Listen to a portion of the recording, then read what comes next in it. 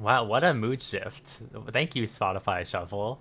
What an intense way to start this chatting, huh? Hold on. Let's move on. I love this song. I do. Maybe not the vibe. There we go. That's more fun. Hello, everyone. Good evening, good afternoon, good night. Is saying good night like a thing you do when like talking to someone and greeting them? I feel like good night's something you say when you're like sending someone off.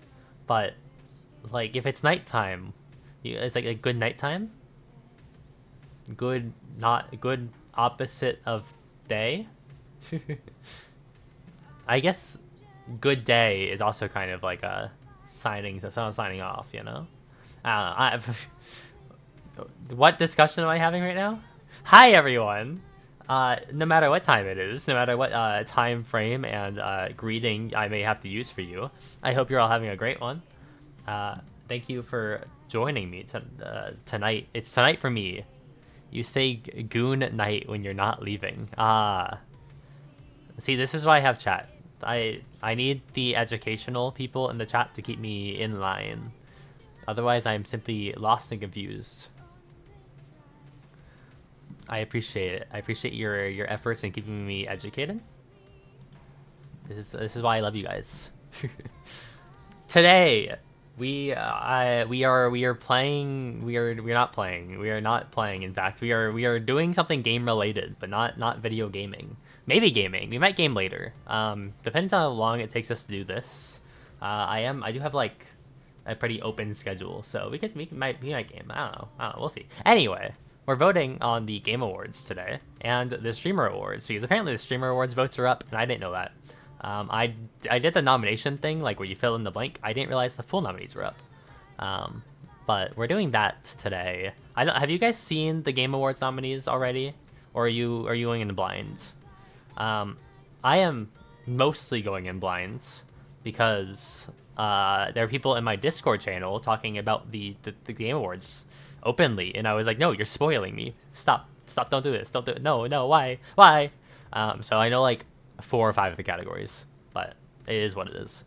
The rest of them completely blind on. I know that Claire Obscure is fucking running the show, but that's fine. Sup, Wolf? Yo, what's up, Troa? Welcome.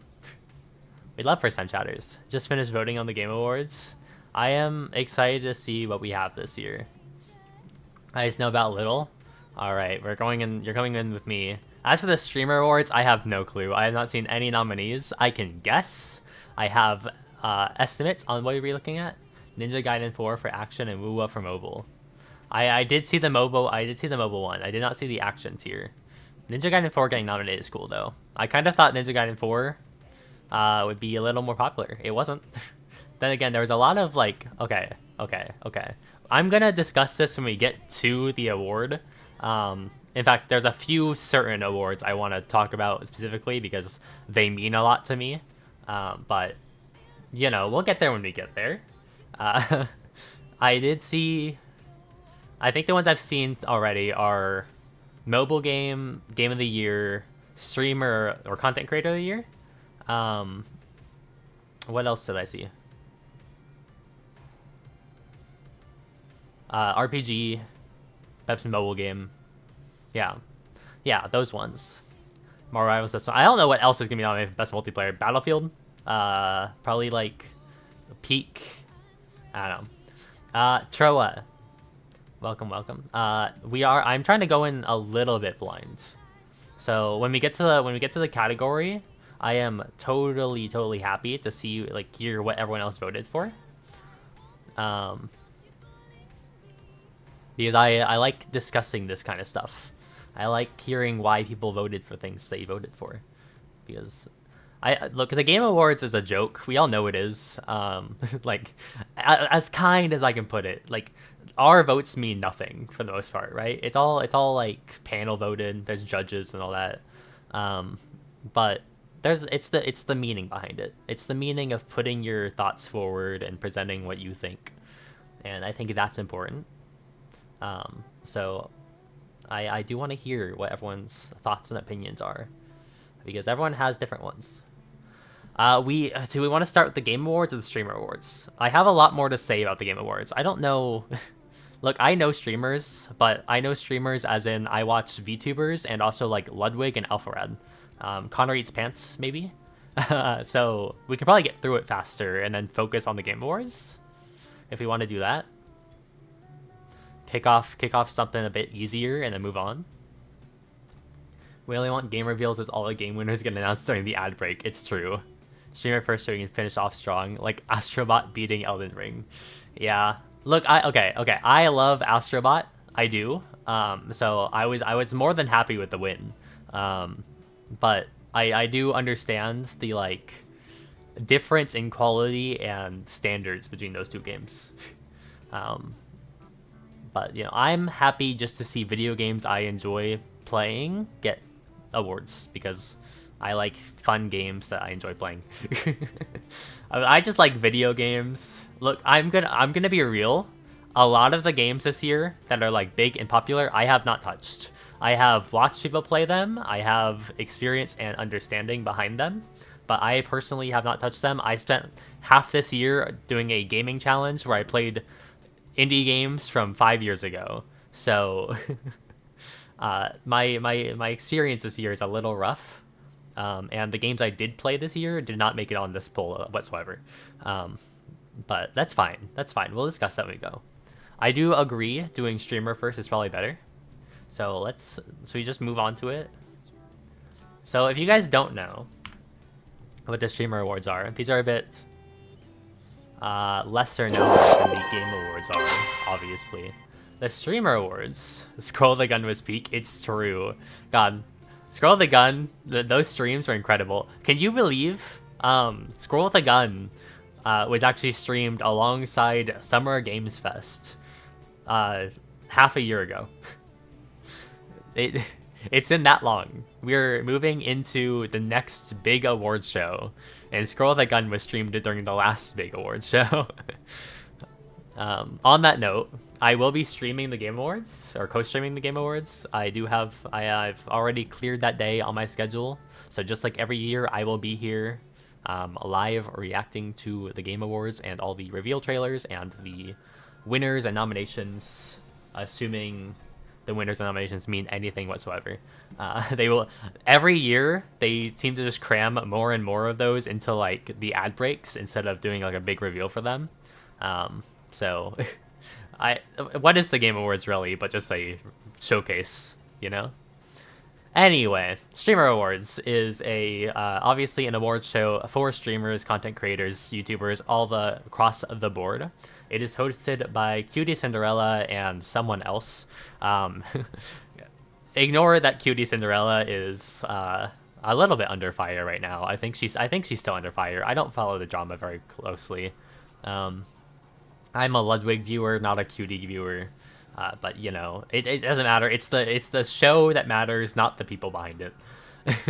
And when the VTuber Awards inevitably drop, I will be there voting on those as well. Voting closes Saturday 29th. I don't know when the actual show is. They haven't announced it, I don't think. Probably sometime first or second week of December. But I haven't looked at any of these nominees. I know what I voted for the most part, and that's all I got. So I'm just as blind as all of you are. Let's see. I want to know if you guys know these streamers, because I won't know half of them. I will recognize them by name because I'm terminally online, but like half these streamers I probably have never seen a clip of. So, you know, bear with me. Anyway, we have 35 categories here. Best music streamer is our first one. Streamer who creates the best music content, showcasing talents such as singing, playing instruments, DJing, producing, composing, or more.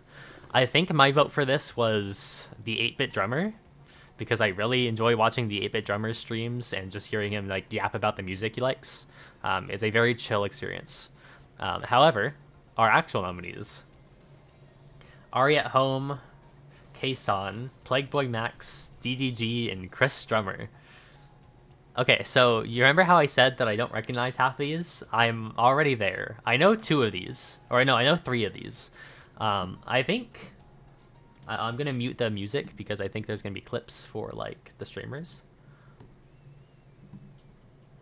Oh, this just brings me to his Instagram page.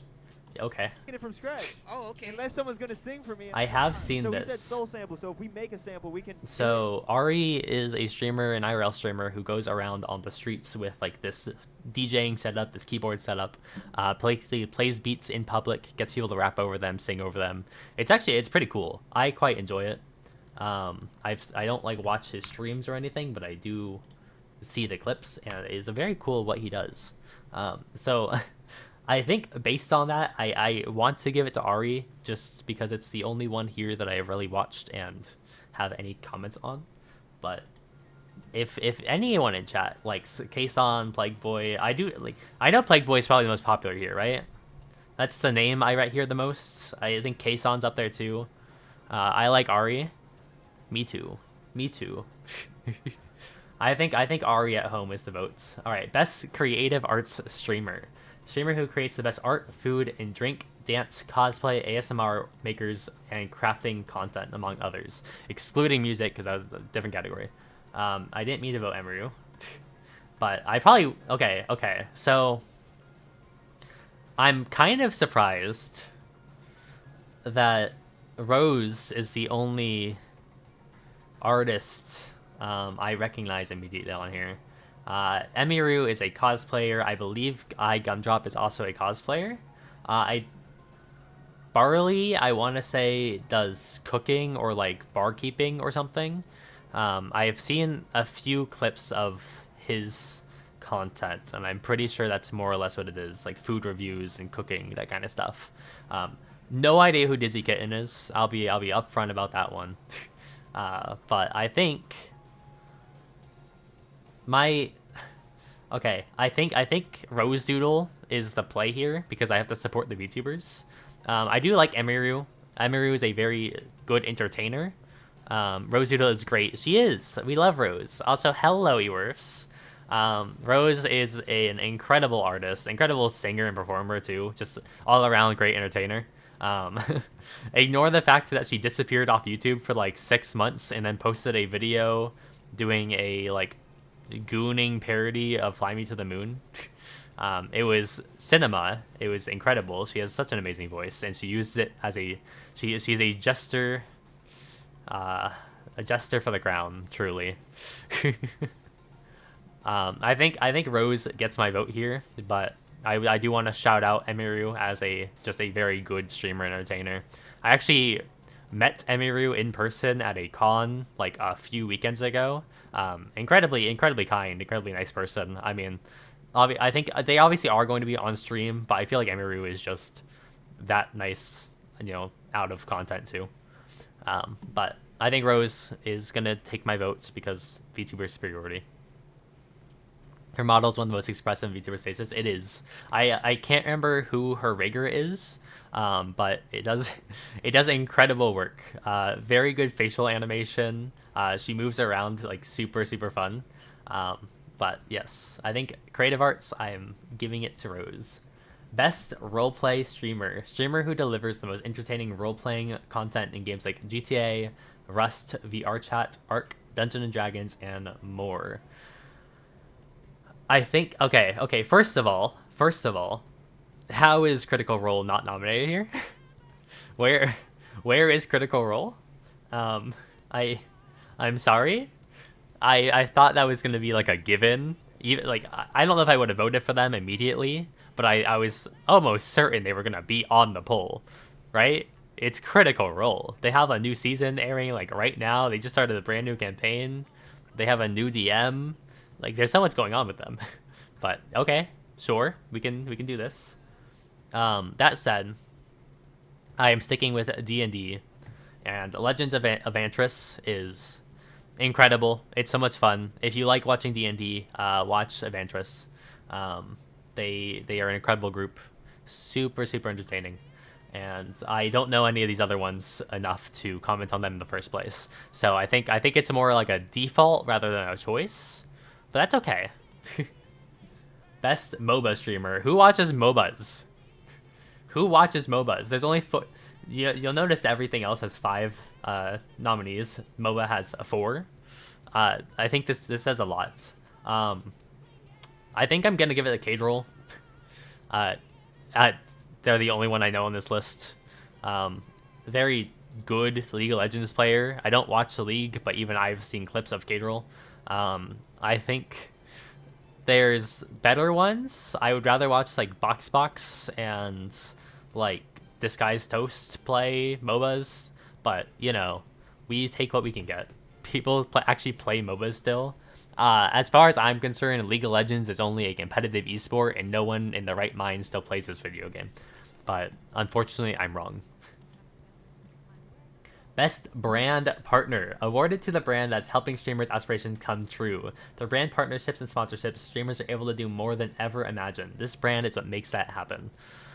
These, okay. Red Bull and AT&T are obviously both Ludwig sponsors. GamerSups is sponsored with so many people, and they were like, for being under fire this year because of a certain co-creator of GamerSups, they bounced back really well. They still make amazing products. V-Card is going crazy for them. And I mean, they make good drinks, let's be honest. I will say Red Bull is doing a fucking crazy work. So is AT&T, hosting the Ludwig like big events like Streamer Games, the Fast 50, Beerio Kart, all these things. I mean, the Red Bull like Streamer Games alone, the Red Bull, what was it called?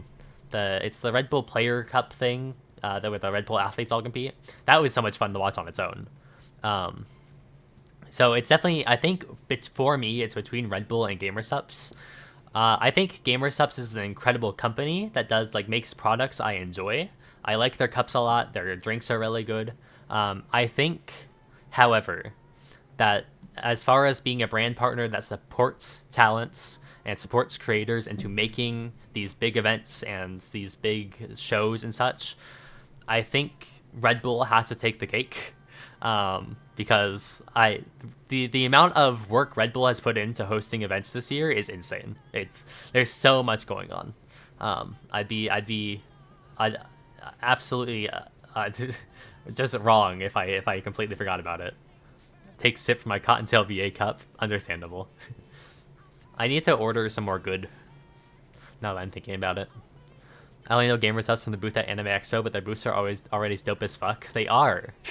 The GamerSups is a fun company. They know what they're branding. They know what kind of audience they're trying to capture, and they embrace it. And I totally appreciate it. The things they put out are really, really good, high quality, good drinks, good tastes. It's all around great. But this is a vote for the company that helps out the most. So. Look, GamerSups, if you ever want to sponsor me, I will change my vote. I will get an artist to design a cup for you. Hidden Gem Award. Okay, so the problem is that these are streamers under 200 viewers, which means I barely know streamers who have 100,000 viewers. Do you think I'm going to know these guys? However, this bottom one apparently just does puzzles on stream, considering the username is I Just Love Puzzles, and that's based. So, yeah. Good luck. I Just Love Puzzles. I think you're incredible. I don't know who you are, but I fuck with the content. Best Battle Royale streamer. Streamer who creates the best Battle Royale content with games like Fortnite, Apex, PUBG, Call of Duty, Fall Guys, and others. Fall Guys. Wait, no, I didn't want to vote. Okay. I think, guys, I'm gonna put it out right now. It's KDB. It's KDB. KDB, insane run this year. Insane run this year. You see her during the streamer games? Oh my god. She could do fucking battle royales in real life and probably smoke everyone else, alright? Ninja from Fortnite? Ninja from Fortnite.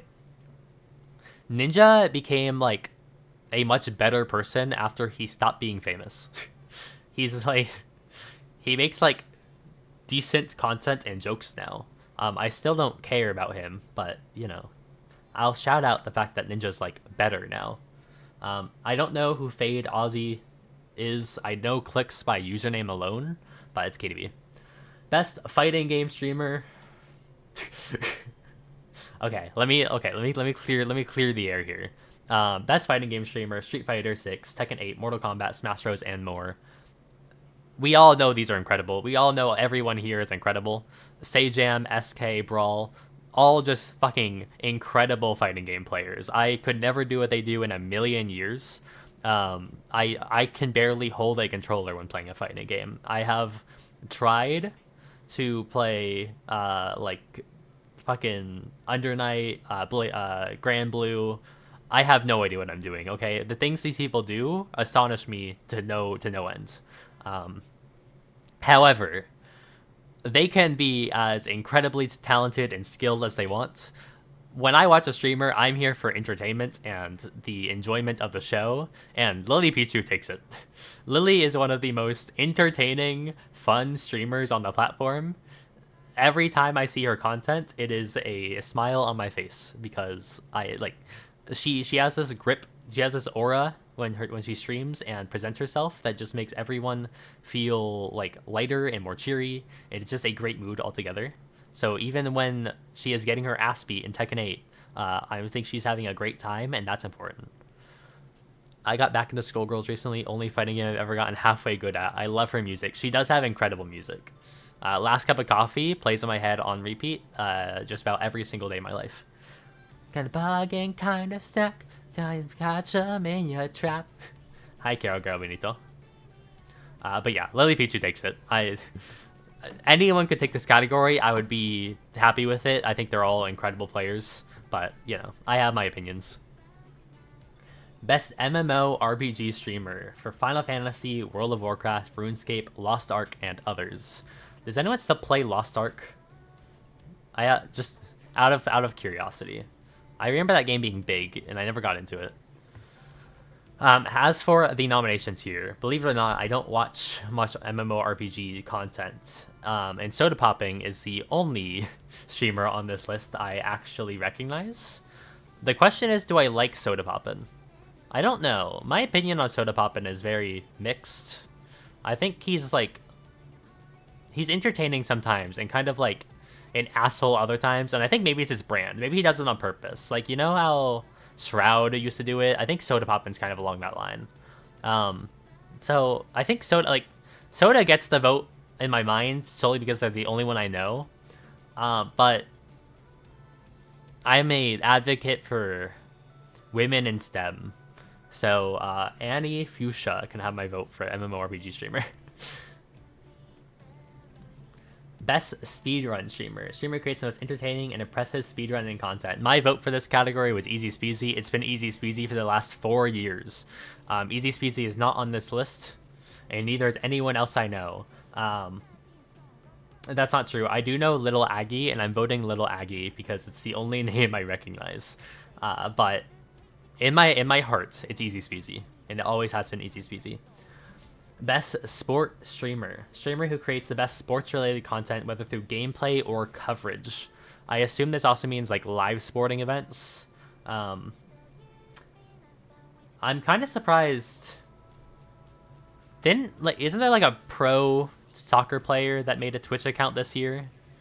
Isn't that something? I only know like 10 streamers and you are one of them. I am so flattered. I am the holy grail of streamers in the acute devil fruit patch. It's so true. I don't know. I don't care about sports. I'm sorry.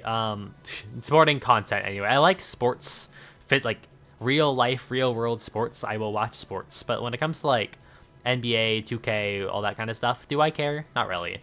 Rocket League is by far of these games the one I like watching the most. On that note, Angry Ginge 13 gets my vote. I don't know why Angry Ginge 13 gets my vote, but I'm going to give it to Angry Ginge 13.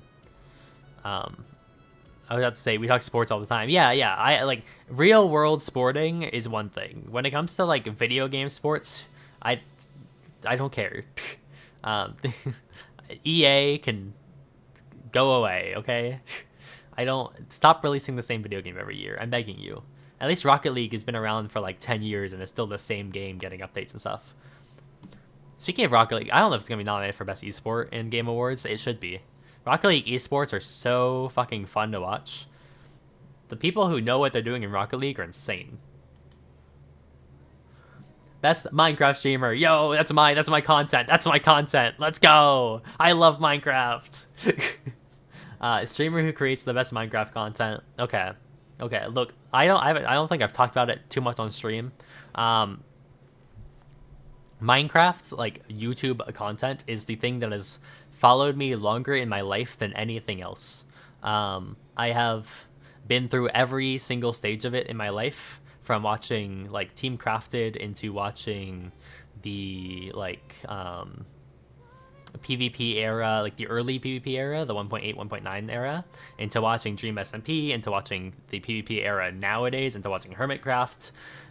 I've basically treaded the line the whole time. I've never once dropped out of this fucking phase of Minecraft YouTuber content. And the things people do in this fucking field are insane. The speed runs are getting crazier. The content's getting crazier. Some of the best videos of the year on the platform have been Minecraft related videos, getting hundreds of millions of views and like nationwide coverage. Like it's insane. Okay. It is the thing I will nerd out about most. You can ask any one of my friends. They have to hear me rant about Minecraft content and Minecraft YouTubers every day of their life. I know who to talk to about it. I have, I won't bother IRLs about it, but the people who have to deal with me online, I'm sorry. That said, every single one of these streamers is incredible. Curryway and Feinberg are some of the best speedrunners on the platform, period. The things they do to revamp Minecraft speedrunning is insane. Pengy is just an incredibly skilled player. There's no doubt about that. Tubbo, chat, does Tubbo count as a Minecraft streamer? Is this game or streamer awards? Streamer awards. Yeah. We're doing streamer awards first, then we'll move into game awards. I don't. Okay, Tubbo is a weird case here. Tubbo, obviously huge during the Dream SMP era, still has remained pretty damn big. But I feel like Tubbo is really forayed into like IRL content. He does DJing a lot. He does a lot of IRL just chatting stuff. Still an incredibly entertaining streamer. I've watched clips every so often. I don't catch his streams anymore. All the Dream SMP guys I kind of faded away from after Technoblade died. But I understand why he is still popular. That said, I'd be remiss to vote anyone this year that besides Good Times with Scar. Scar is an incredible person, just an incredible human being outside of content. The things he goes through and the things he fights through to entertain everyone is so incredible. If you guys don't know who Good Times with Scar is, let me give you an analogy that you do understand. Good Times with Scar to the Minecraft community is what Iron Mouse is to the VTuber community. Struggling with this like disease that would keep most people down forever. He fights through it like a fucking champion and brings up some of the best content on the platform. Incredibly sincere person, such a kind soul. And the things he went through at TwitchCon were abhorrent. And I hope Twitch can learn and host that event better in the future, because there's absolutely no reason he should have gone through the shit he did. So, without a doubt, it's Scar. It's Scar. Hermits, the Hermitcraft phase is forever, huh? All right, best Marvel Rivals, best Marvel Rivals streamer. Okay, I'm gonna be so for real. I am so fucking glad that one fucking Spider-Man player isn't here. I don't remember his name. I just don't like him. If you guys watch that one Spider-Man player and you like him, I'm sorry. I'm going to diss your man. I don't care. He's God. Instead, we have Flats, Puffer, Tim the Tatman, Boger, and Super TF. Okay, I'm gonna be real. Doki Bird should win this category. It's Doki Bird's category. I'm just saying, I'm just putting it out there. This is Doki's category, okay? Doki Bird, take it home. But she's not here. So, you know, I think the only option I really have is pulling the trigger on Boger and praying. Best FPS streamer. Streamer who creates the best entertaining first-person shooter content, Valorant, Overwatch 2, Call of Duty, Counter-Strike, Halo, and others. We have Bijou-san, Aspen, Onapixel, and The Burnt Peanut. I have heard of The Burnt Peanut. I know they are doing... I agree. VTuber Awards, I am still waiting for nominees. I assume it's going to be at the end of November like it was last year. I will be voting on those on stream as well, and I will be gushing about all my favorite VTubers because I watch too many of them. But as far as only because I know more VTubers than FleshTubers, me too, don't worry. Me too. The only reason I know most of these people is because I'm chronically online. That said, Aspen is super fun, and I am still forever an Overwatch fan. I don't care how bad the game gets. I don't care if I haven't played it in months. I will forever be an Overwatch fan because it is part of my being. So Aspen takes this for me. Best strategy gamer. Oh my god. Oh my god. Okay, Jinxie, get out of here. I don't care. I don't even know. Why is Jinxie nominated? Teamfight Tactics, StarCraft, Chess, Hearthstone, Balatro, others. I think Jinxie's been playing like Clash Royale a bunch recently. Maybe that's why he's on here. I don't care. It's not... We can cross off Jinxie from this list. We have Pichow, Northern Lion, and Raffle. 3 of the streamers that have taken more hours out of my life than anyone else this year, I think. If you are watch Pokemon content, you know who Pichow is. If you got into the fucking Balatro hype, you know who Raffle is. And Northern Lion is Northern fucking Lion. Let's be honest, it's Northern fucking Lion. Now, here's the thing. Northern Lion is by far probably the one that's going to steamroll this category. Unless Jinxie takes it somehow, because he's Jinxie. I love that Balatro is considered strategy. He lost and had to delete his clan, so double no. Oh, well. Rest in peace to the Jinxie clan. Did he lose against ISO Speed during that one tournament or something? I saw it on the Twitch homepage when I was on there one day. Here's the deal. Northern Lion, incredible streamer. I have friends who will dedicate their lives to this bald man on the internet. And Nimmy Nightmare is one of them.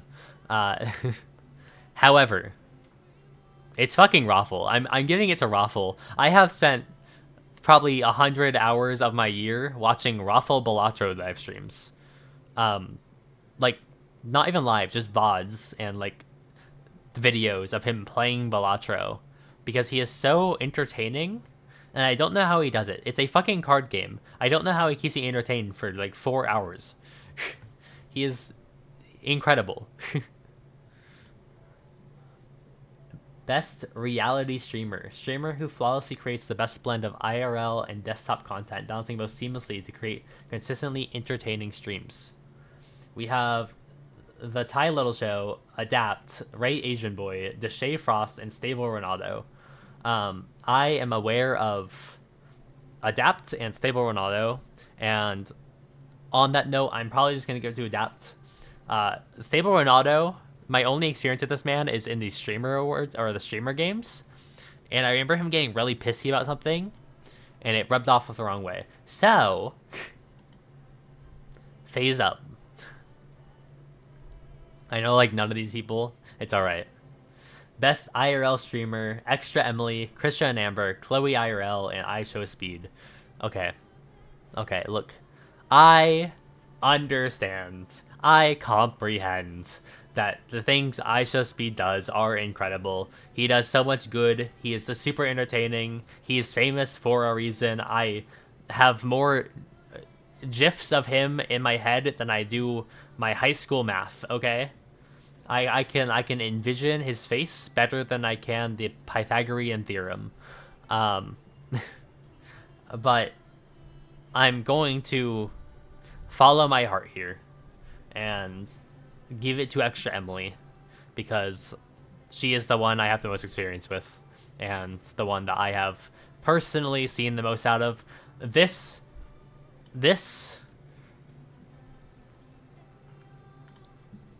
category is not my forte. I don't watch many IRL streamers. I think the best IRL streamer is CDog VA when he does his bike streams, okay?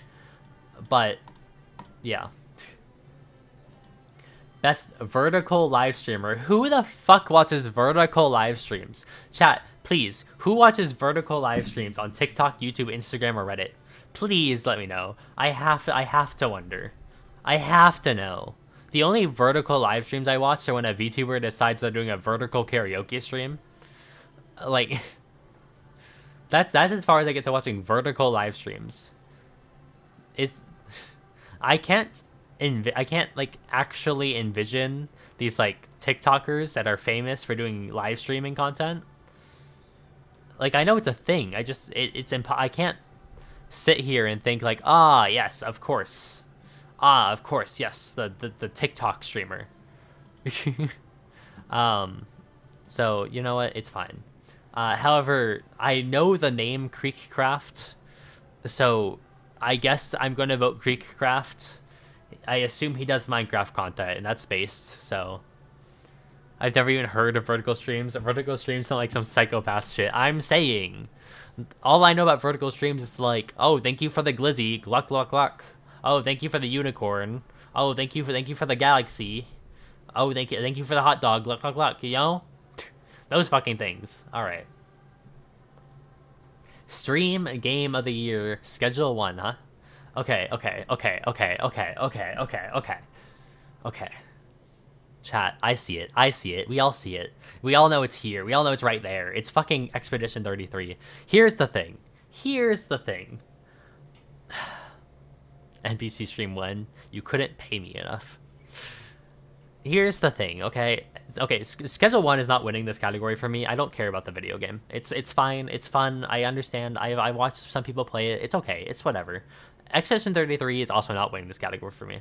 Expedition 33 is, from what I can tell, a beautiful, stunning, absolutely like enthralling game that has quote unquote revived a genre for most of the masses, because as far as they're concerned, the last RPG game that came out was Persona 5 and nothing else has ever existed in between that timeline.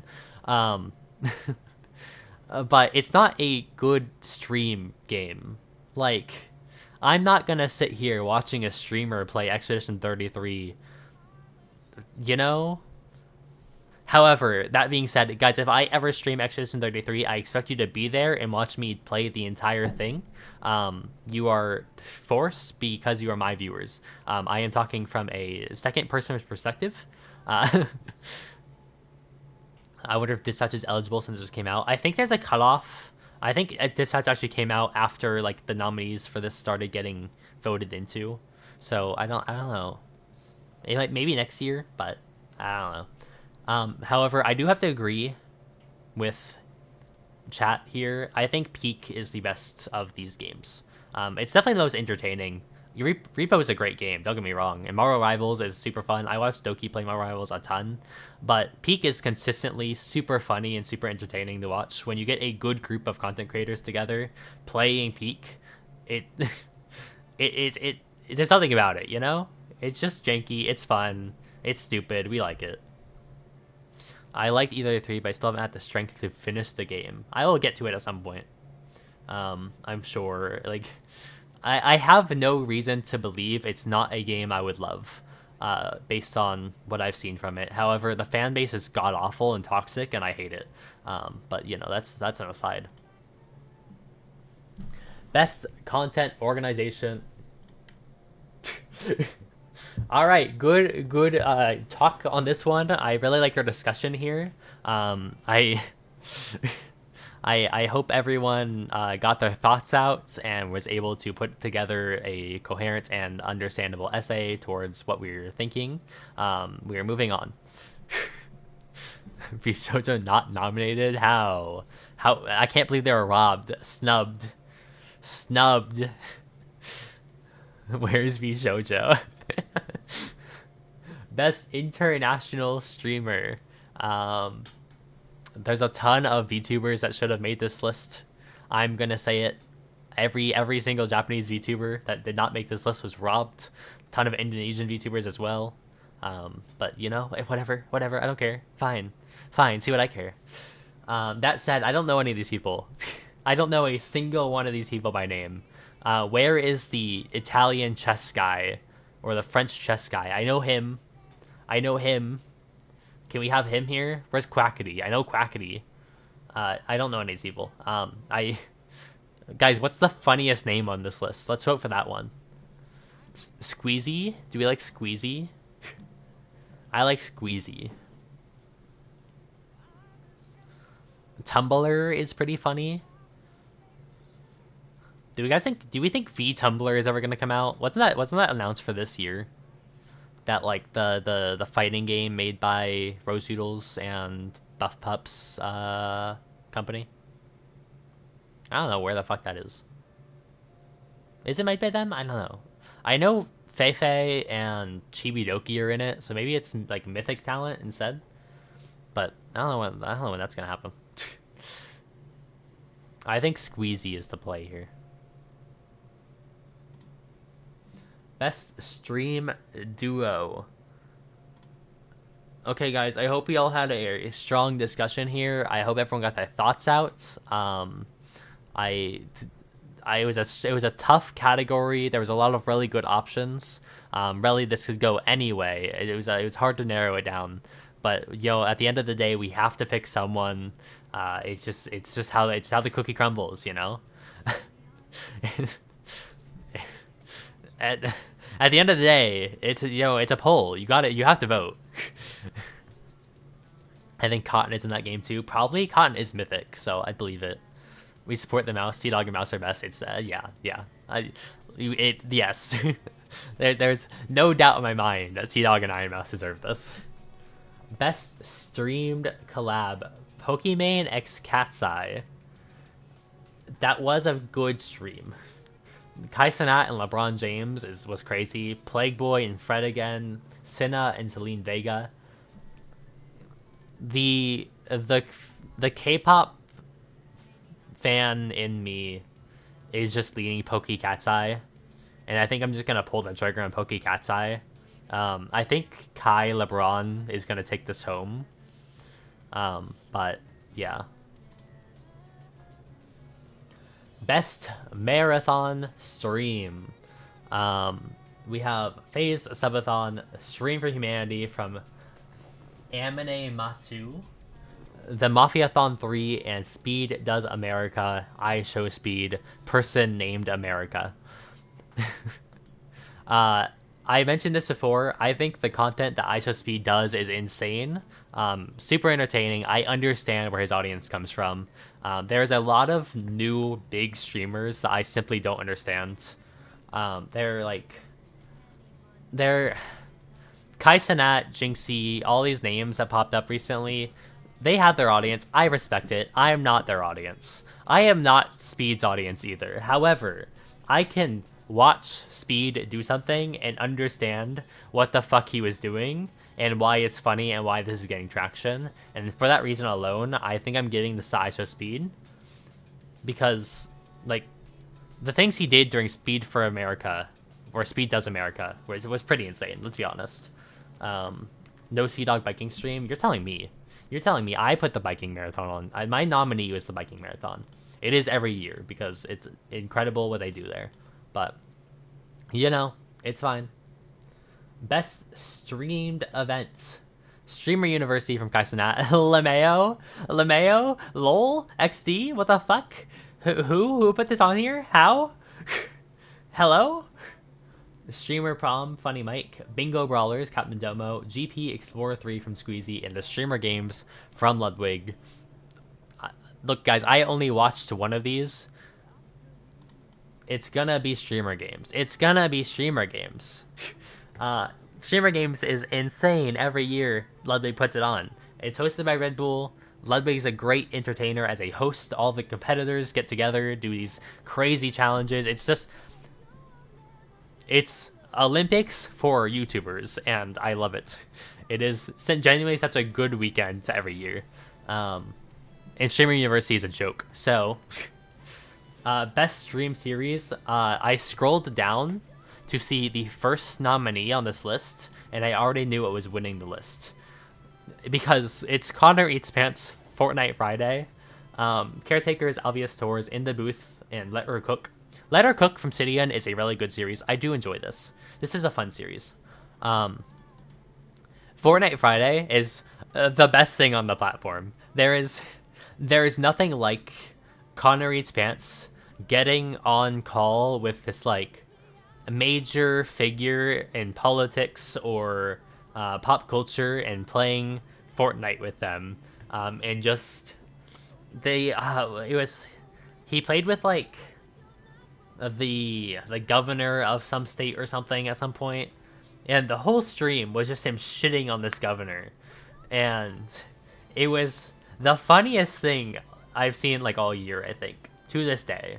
I cannot remember who he played with, but it was incredible. And the people he gets on these streams somehow, I don't understand how Connor Eats Pants has this reach, but he does, and these streams are incredible. This is not Fortnite. This is a real discussion about real world politics and news and very, very important stuff. And Connor Eats Pants is there. And it's incredible. Gavin Newsom, that's my governor. Let's go. Let's go. I fucking, where did I see the name Gavin Newsom recently? I don't think I like that guy. Or do I like that guy? I don't remember. Was Gavin Newsom the governor that pushed for the Senate to pay Snap? Was that him? The guy that was like, hey, the government shut down and you guys aren't paying the people who need Snap benefits. I'm pretty sure that was him. We don't like him, but there's okay, maybe it wasn't him then. I don't know. I remember seeing the name somewhere. Most politicians aren't liked, let's be honest. Do you guys see this next category? This is the most important category on the platform. In the show. The most important category in the show. Should we take this one by one? Kenji.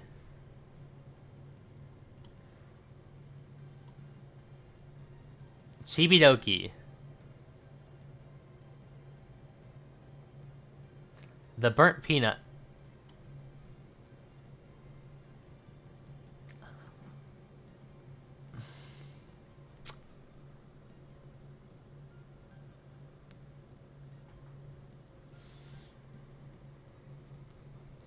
I guess. Yes. Technically.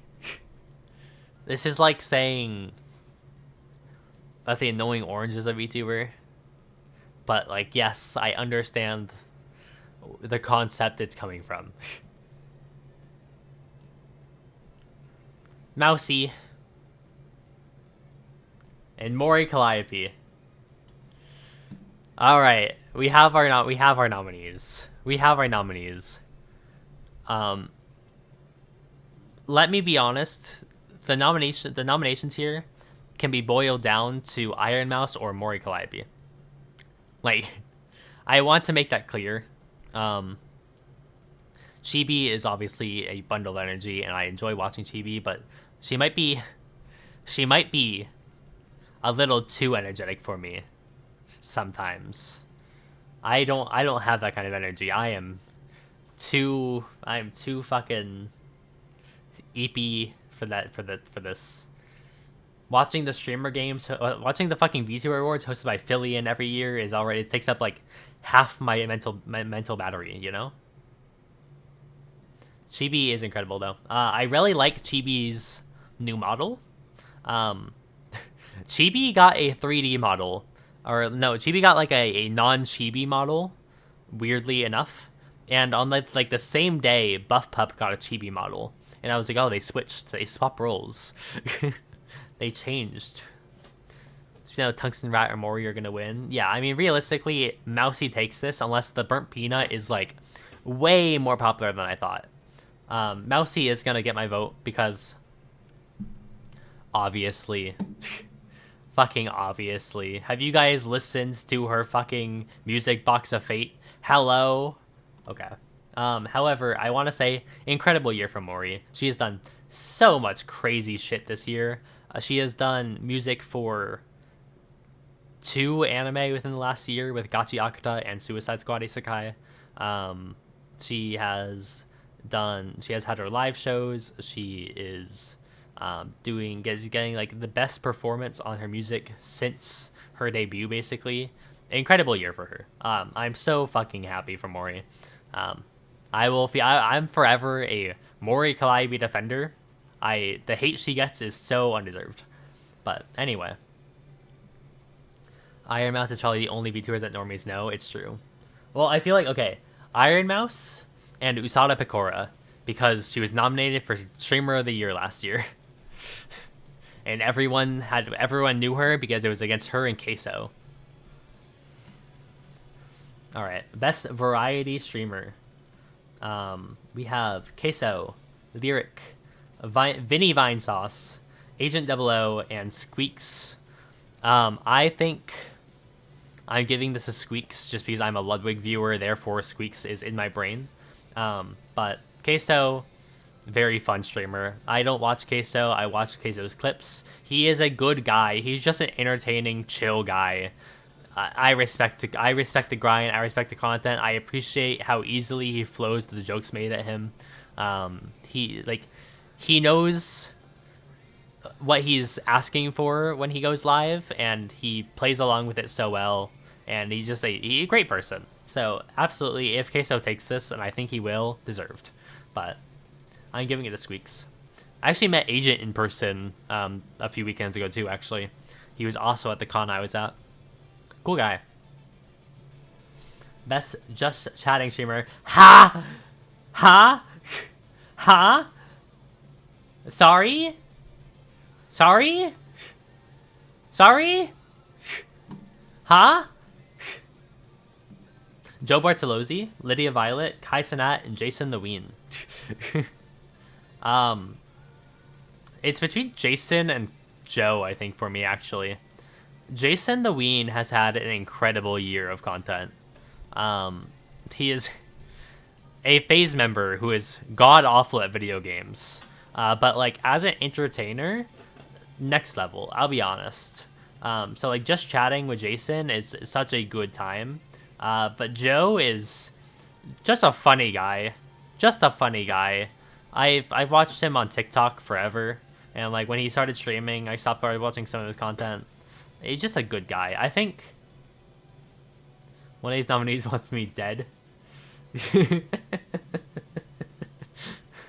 he's just smiling. That's how he smiles. Jason the Ween. The Rising Star Award. Okay, I already mentioned it. This year for KDB has been insane.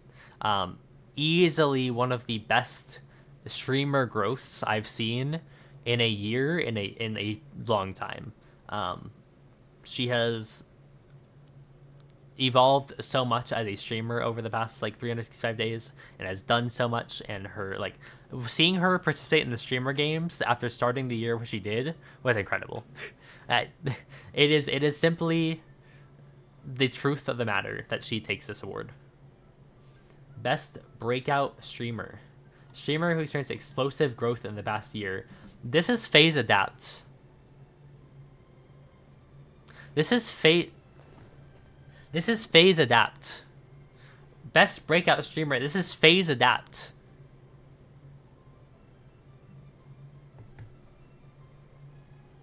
Chat. 2x Rakai. Wendelin Nortes, DDG, Vanilla Mace. This is FaZe Adapt.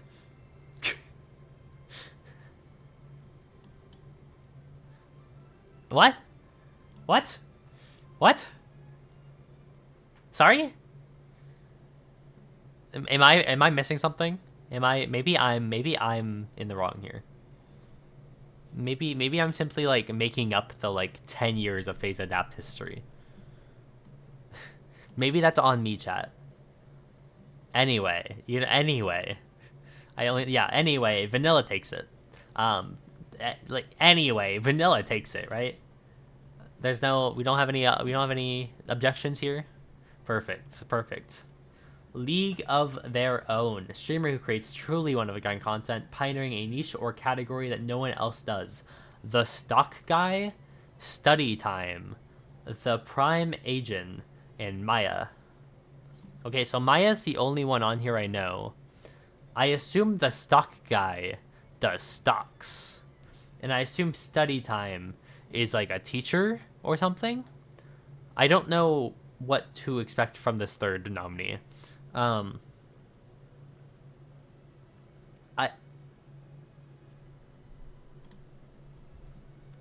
sure. Maya's the only name I know. Okay. Who watches Twitch for info about stocks? Clearly, the Stock Guy viewers. I mean, let's be honest. Didn't the guy that like what was his name? Raging Kitten or something? The guy that did like GME and the GameStop stock, wasn't he a streamer? Was he on Twitch? I don't know. I watched that movie about him, The Dumb Money. I know he did something. Anyway, Sapphire Award. Recognizing the best female or marginalized gender streamer. No VTubers. I don't know if that's something I should complain about here. Obviously, any award that recognizes the people that are less seen in this scene is incredibly important. Absolutely. But I'm gonna be a little salty. That said, I think I'd be remiss to give this to anyone but Vanilla. These are all incredible streamers. Absolutely. I'll be honest when I say I don't know who Wendolyn Ortiz is. But the other four here, all incredible streamers. Incredibly entertaining. They have an audience for a reason. Just great people. But I think Vanilla this year has been such a strong force for that side of streaming that I couldn't choose anyone else in good faith. Yeah. Gamer of the Year: Queso, Own a Pixel, Jinxie, The Burnt Peanut, and Summit 1G. Again, I think my vote here, just from personal entertainment factor, is gonna go to Queso. I'm sure I'm not the biggest fan of Jinxie's content. I don't think I'm the audience for Jinxie. Great. I obviously incredibly skilled gamer. I understand. I don't fully know Own a Pixel, so that's on me. Burnt Peanut and Summit are like I know who Summit 1G is. It's Summit 1G. I was a CS:GO player in the past, and Burnt Peanut is obviously popular for a reason. But Queso is my pick. Just most entertaining personally. Even if I don't watch his streams, just seeing clips and stuff, it's a great time. Let me turn up the Omori soundtrack. Streamer of the Year. I kind of expected Peanut to be nominated here. Okay.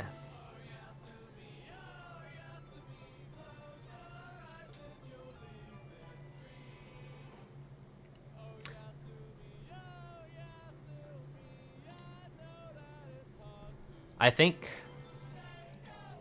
for being the biggest category on the list, I think my choice is the easiest one here. I don't watch... Okay, look. The whole middle section of this row they don't matter to me. Obviously, they have their audience. I respect it. They're not mine. Emily and Jason, however, are like the ones I choose between here, and I already mentioned Jason's had an incredible year, incredible growth, absolutely just a banger year. He broke the subathon world record.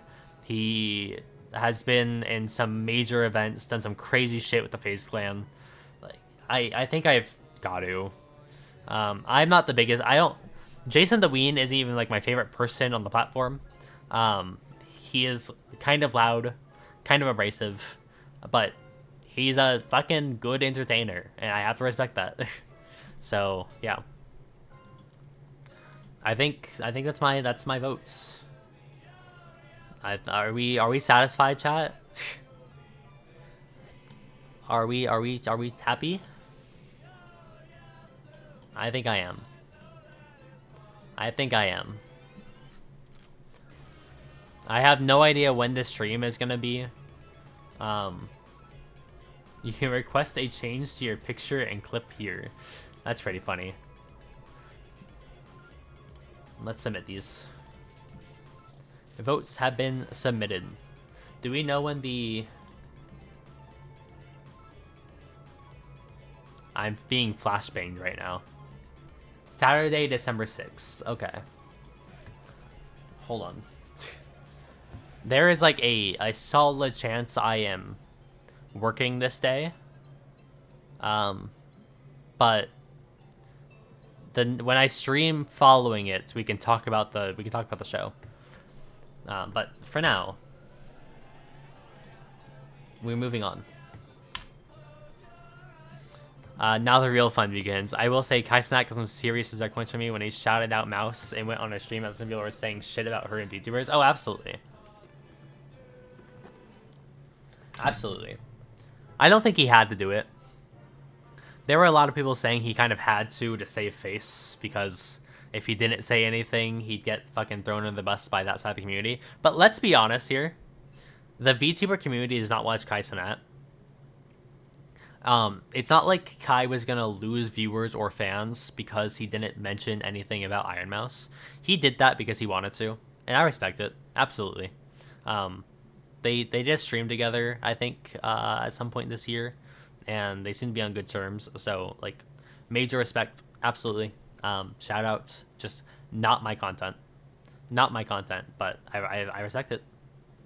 I respect it. He has also done some shit that I've seen that's not very good this year. I don't know if it's been cleared of the water. I don't know how muddy the water is exactly, but I won't talk about it. But absolutely. Okay.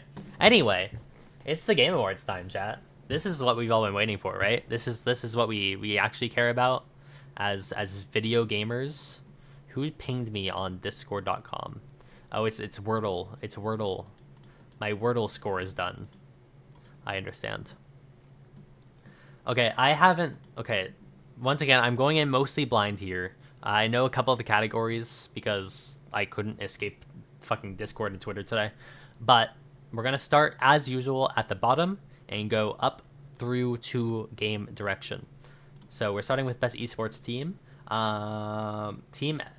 Okay, well, I thought this was gonna be easy. I thought T1 was just gonna be here, and it's gonna be, I'm gonna click the button, and it's gonna be T1, and it's gonna be the fucking, okay. They're not, by the way. Do I have to move? You get Wolfie on this side now. How do you feel about that, chat? How do you feel about that? Does anyone actually watch the Game Awards for the awards? No. No.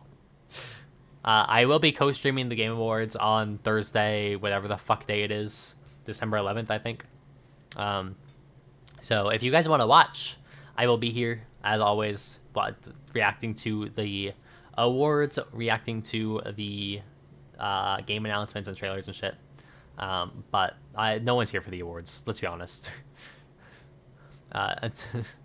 Until then, got snubbed last year. Fuck the awards. Yeah, you get it. You get it. All right, here's my thing. Here's my thing. Best esports team.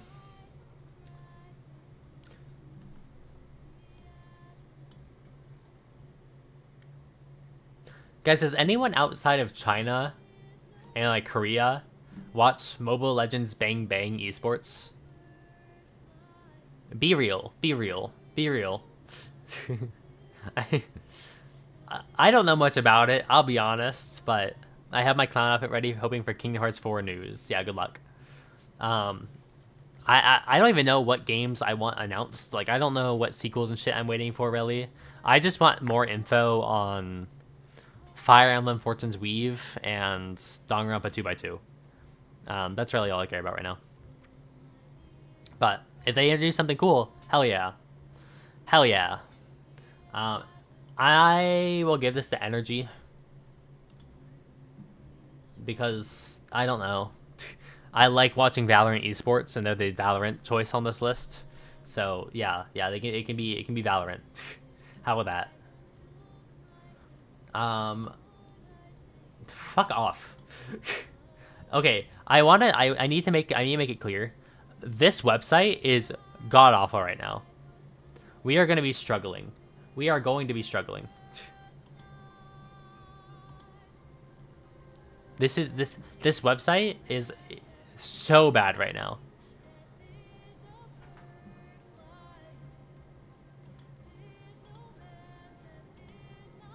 This is what we're dealing with.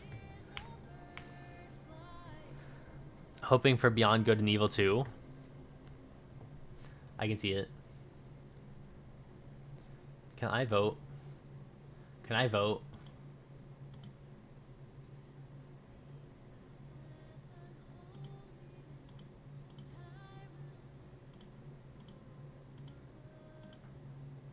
Hold on.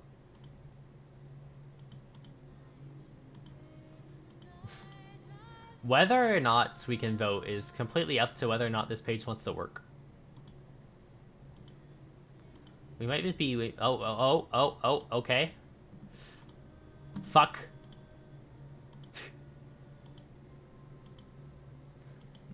We got this, chat. We got this. We'll figure it out. Oh.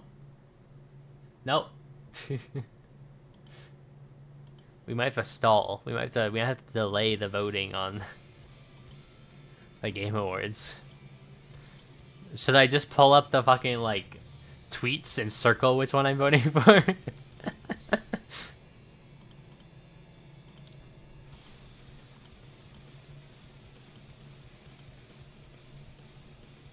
Did Ludwig go offline?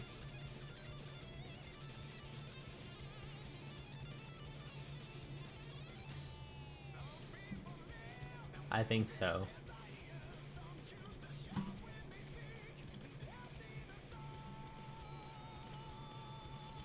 Ludwig was doing the Game Awards voting earlier. Oh, okay. This song does fuck. This is gonna get me DMCA'd. But it's from the Black Ops 2 soundtrack, so I don't care. This, like, segment of my stream is gonna be blocked. It's okay. That's fine. No one wants to hear me talk about fucking esports athletes anyway. Okay.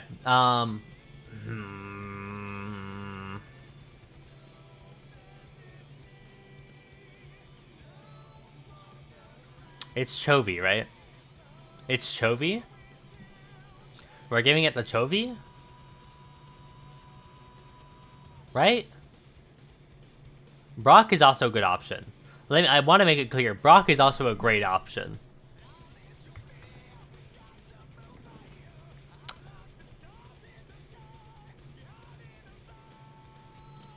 It's Chovy, right? Look, I watch very few esports. But, like, you have to respect the game.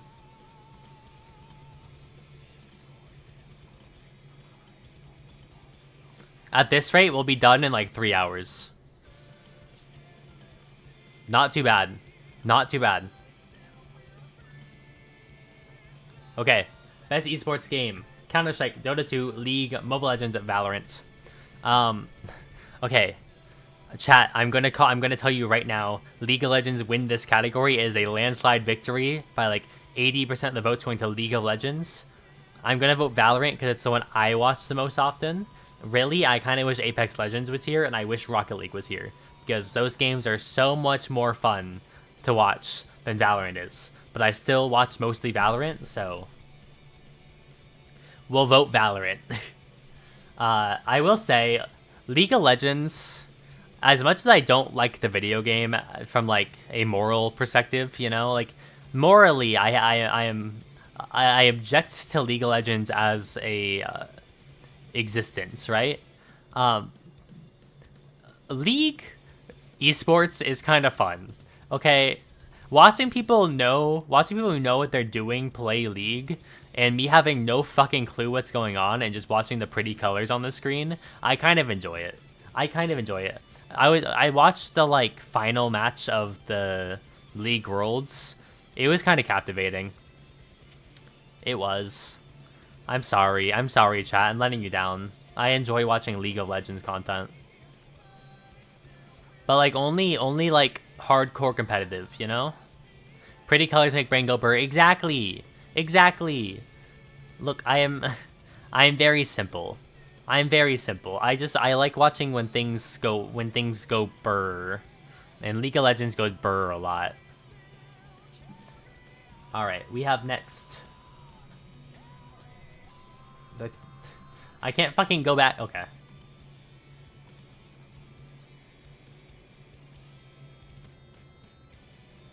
Likes League, unfollows. I'm sorry.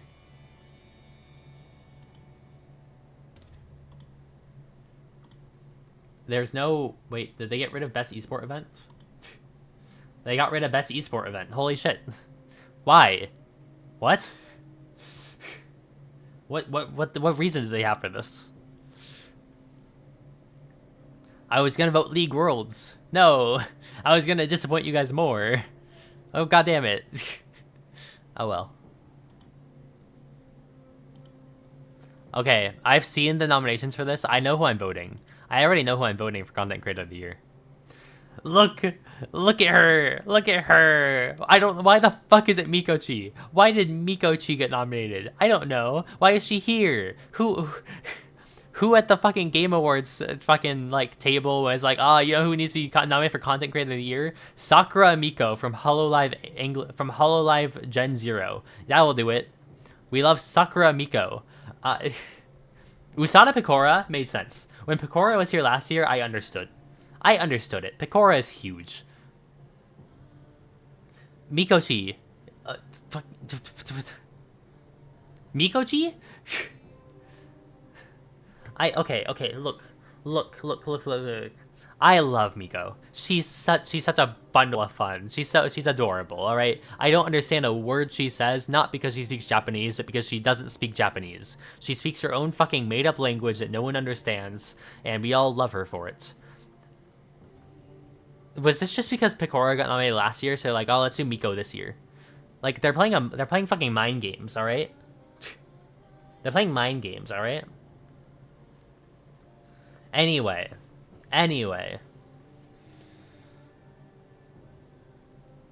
I'm voting Sakura Miko because VTuber superiority, and also because I think she's gonna get the least number of votes of all of these. And I want to support her. It's not like last year where I didn't know anyone on this list.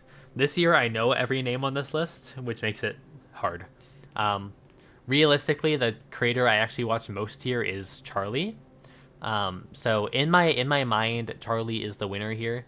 I'm voting Miko because I want to support her. Thank you. Why can I only go next category? I have to fucking... They're making this so difficult. The Game Awards is so bad they came out on our website. Jeff, please. I'm never getting featured on the fucking Game Awards, man. I talk too much shit about this show. I'm gonna co-stream it and be like making fun of Jeff's shoes all fucking day again. You guys remember that? Do you guys remember Summer Games Fest? When Jeff Keighley was wearing like yellow highlighter sneakers? I hope the clarinet guys back this year are real.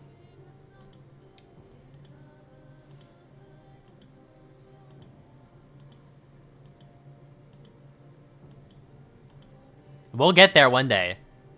Well, we're gonna get there. They can't keep me down forever. Everyone thought it was a cage 4Ts. Oh, Jeff Keighley. Do you guys see the thumbnail for the nominations today? Jeff Keighley looks old. Jeff Keighley is aging. It's so sad. I can't believe Jeff Keighley's gonna die in my lifetime. I have to live long enough. I'm not like... This is not me supporting his death. I want to make that clear. I'm just... The facts of the matter is that I am younger than Jeff Keighley. And that based on natural law, he will die before I do.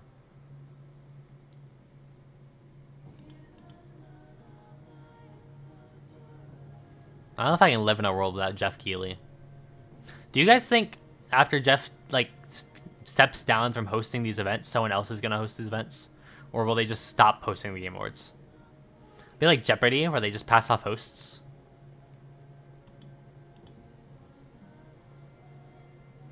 Video games will cease when Jeff dies. That's a good answer. That's a good response. I think I have to agree with that one. Well, it's okay. The page isn't failing anymore. It's just not loading.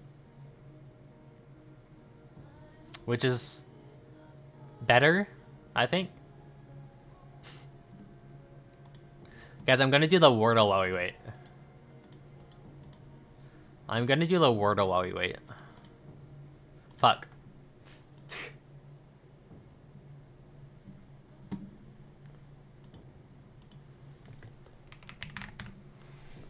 I'm not gonna show the Wordle on stream in case anyone wants to do the Wordle. Okay, that was a good first guess. That was a good first guess. You always have to believe me. I guess you just have to like believe I got a good first guess.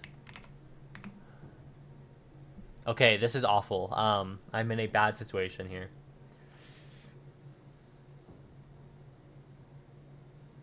No, there can't be that many words. There can't be that many words that end this way, right?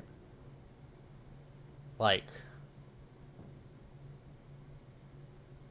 I'm being flashbanged. I'm being flashbanged on in my peripheral vision. Help me.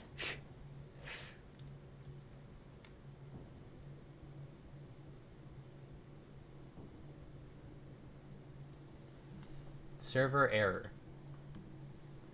This website's running on hopes and dreams. This website's running on hopes and dreams. Look at Aaron Rodgers like Jeopardy did for some reason. The era of Jeopardy just like swapping hosts for a few weeks was pretty good, actually. There was like a crazy world record during one of those shows where I think one of the players during one of the like guest host sessions has the record for the lowest score ever on the show.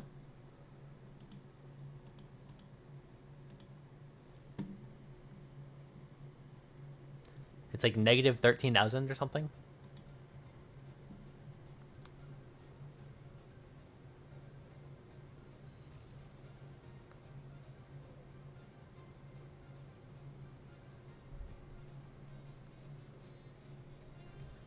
I have no idea what this first letter is.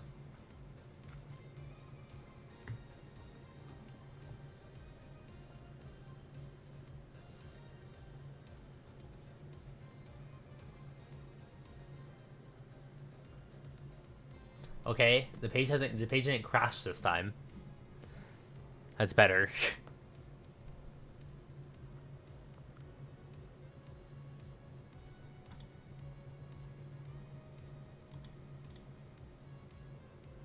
If they had me on Jeopardy, I could beat that record easy. It's weird because like you have to like there's a thing before you can go on Jeopardy that like asks you or like that quizzes you to see if you're a good fit for Jeopardy. And he had to pass that, right?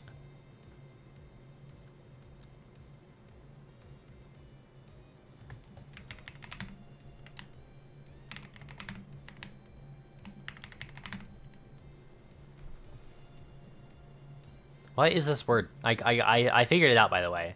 I got the answer. I just don't know what the word is.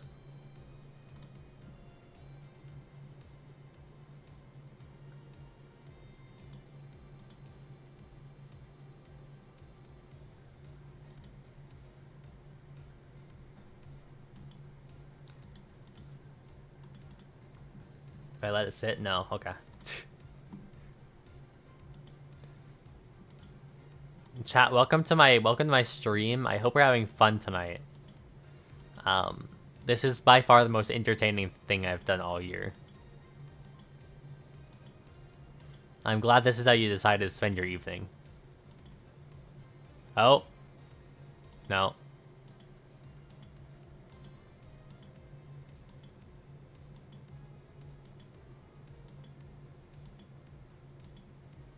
This is my least scuffed stream. You're right. This is even my fault. This is even my fault. This website's built with 2 pieces of gum and a stick.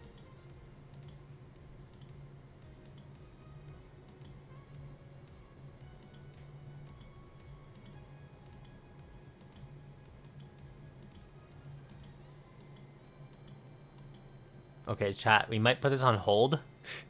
Do we want to, like, play a video game or something?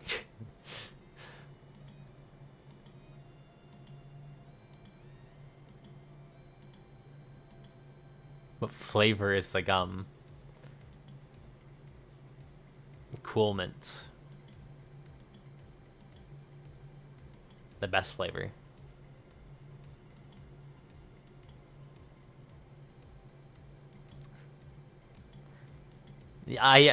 Realistically, yes. It's because there's a bunch of people on here voting. However, I'm taking any chance I can get to make fun of the Game Awards.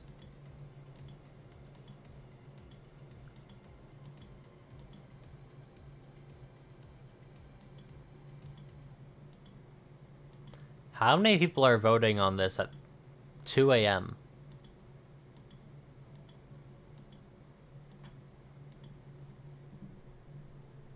I realized, like, the entire half of the world woke up, like, just now. So that's a stupid question. But... Okay. Okay. Okay. Okay. Okay. It's only 10:39. It takes 3 hours to vote, just like the show is. They try to make it as immersive as possible. They want you. They want to make it feel like you're actually there. Even just during the nomination process. The Game Awards is a very advanced show that makes sure to involve its viewers at every step of the way.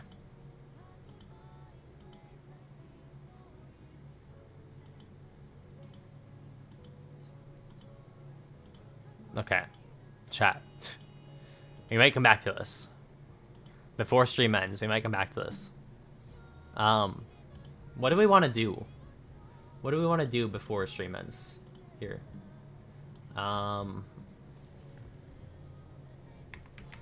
Game Awards site is down, so let's do some... What are we doing? What are we doing?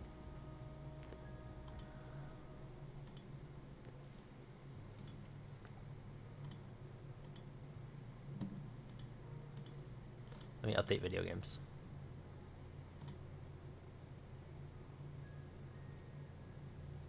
I'll let chat vote. I'll let chat decide. I have work at 9, so I'm gonna bounce. Hope the rest of the stream. Okay, bye. Thanks for joining. Thanks for tuning in. Good luck at work tomorrow. It was. I hope it's dead, so that you don't have to do any work. But also hope it's like just like not dead enough so that you can like let's exchange social security and credit card information. I agree. That sounds like a fun. That's a fun stream idea. All right. Please post your social security number, credit card information, and mother's maiden name in the chat box. I will put them onto a hat, draw a name out of the box, and then spend $3,000 on the winner. This card. Your social security number is 67.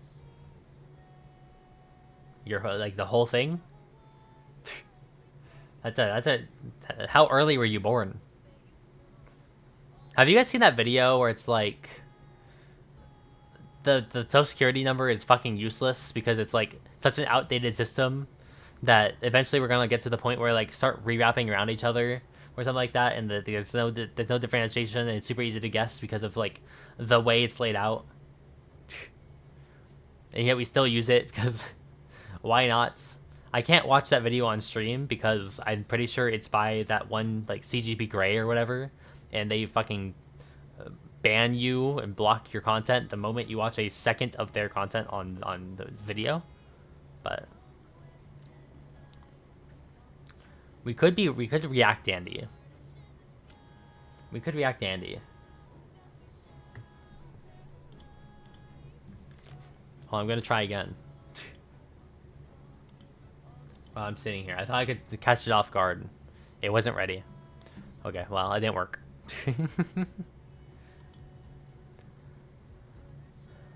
Shall we?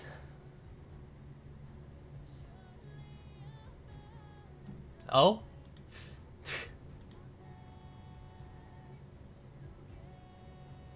Okay. Wait, video game. Wait, it's loading. Video games are loading. Wait, hold on.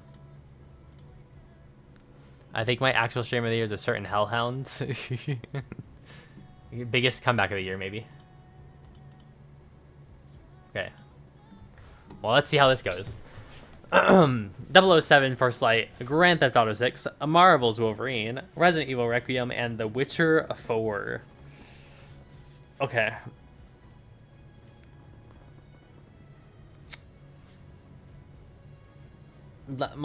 Okay. Not this one. Do I actually care that much about Grand Theft Auto 6 at this point? Maybe. I think the appeal of it eventually coming out is more interesting to me than the game itself.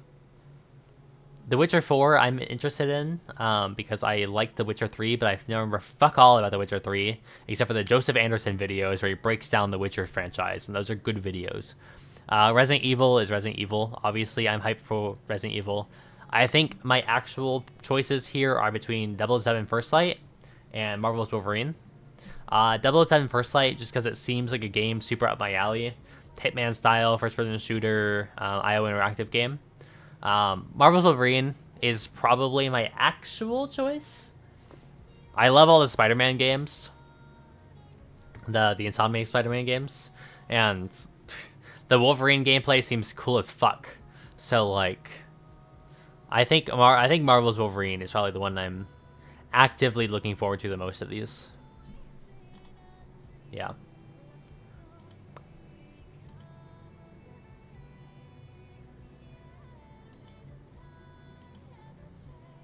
Best adaptation. What came out this year?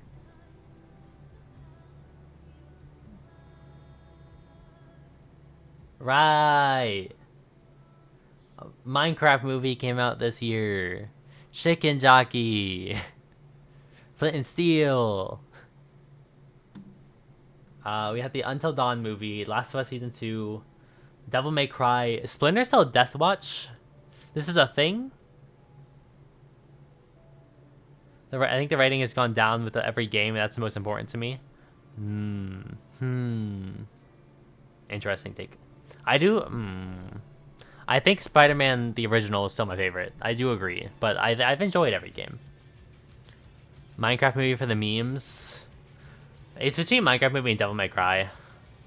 I don't really like either of them, but like they're funny to vote for.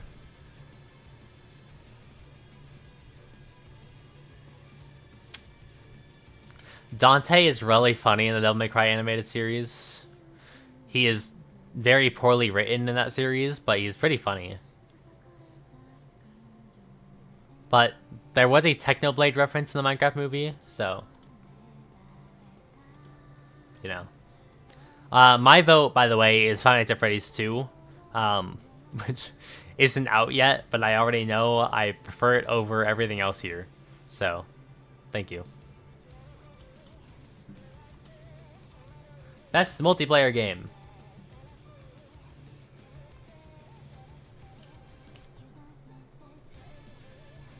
Alright. Arc Raiders, Battlefield 6, Elden Ring Night Rain, Peak, and Split Fiction. Did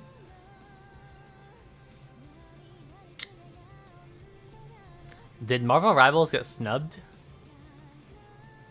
I feel like it should, like, obviously be here, right?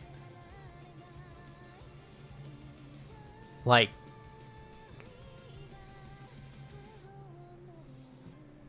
huh? I mean, fine choices. I don't like Arc Raiders. I don't care about it. I'd rather Marvel Rivals, but, like, fine. I guess. I'm giving it the Battlefield 6 because it's the one I've played the most and enjoyed the most. But, like, yeah, Rivals, right? It was this year, right? Rivals came out this year?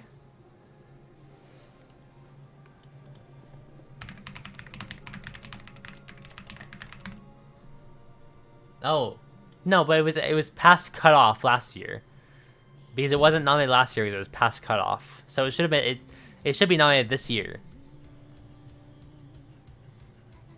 because cutoff for this event is November.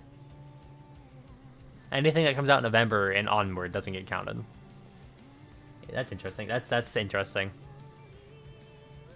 That's interesting. Anyway.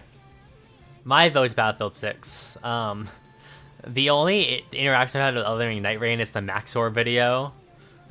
Incredible video. Maxor, my goat. This game seems to be god-awful, but like in the funniest way possible, and I respect that.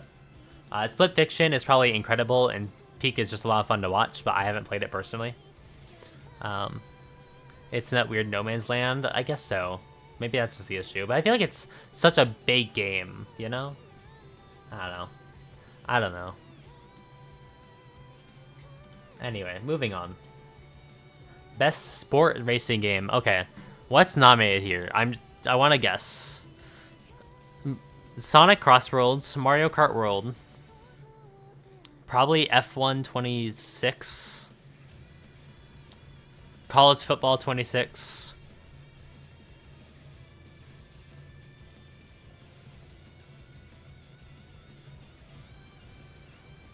And 2K? Probably.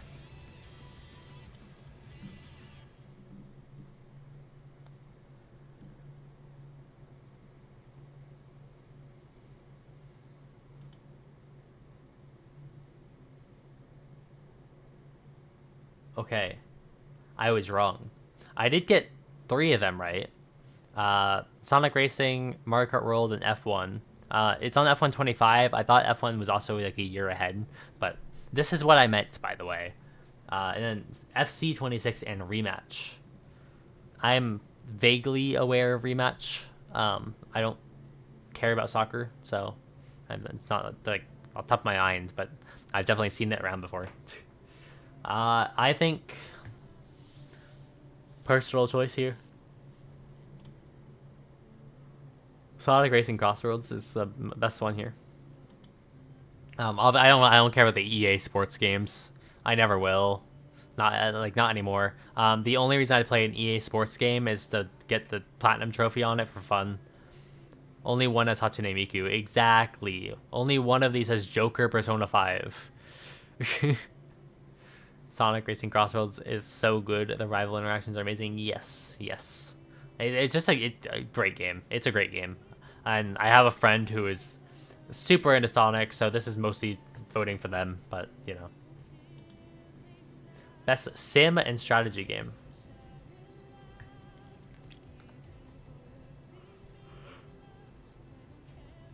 I can't see the end of the horizon. Hatsune Miku.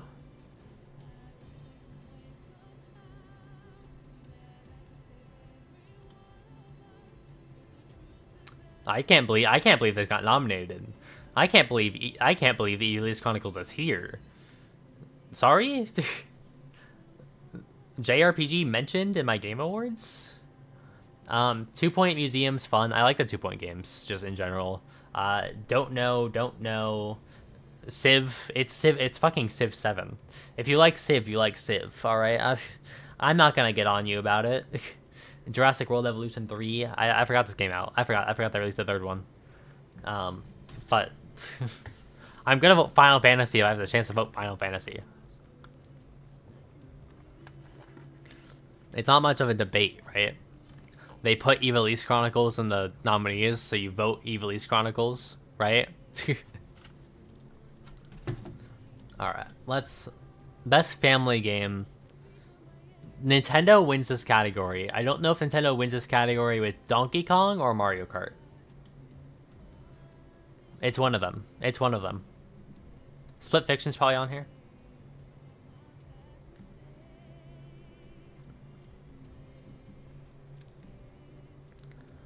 Wasn't Final Fantasy a remake? I think so.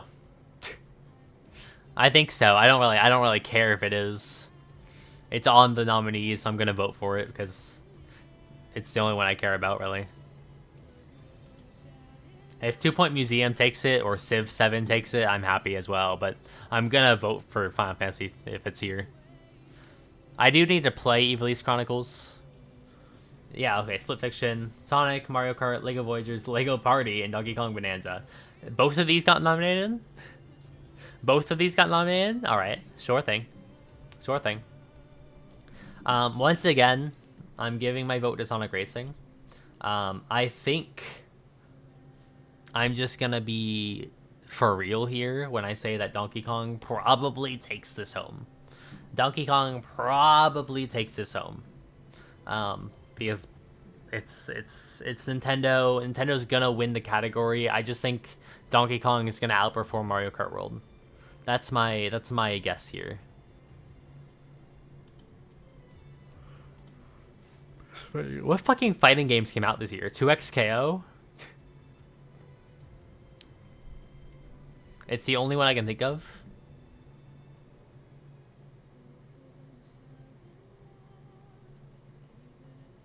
Like, technically, I didn't 2XKO in, like, pre-alpha. Surprise Sonic 3 didn't get nominated for Best Adaptation. It came out in December. Oh, yeah, fair. Once again, I guess it's that weird cutoff, huh? It's probably that issue. Okay. This is an interesting set of video games. 3 of these, I think, are collections. And the other is Fatal Fury City of the Wolves.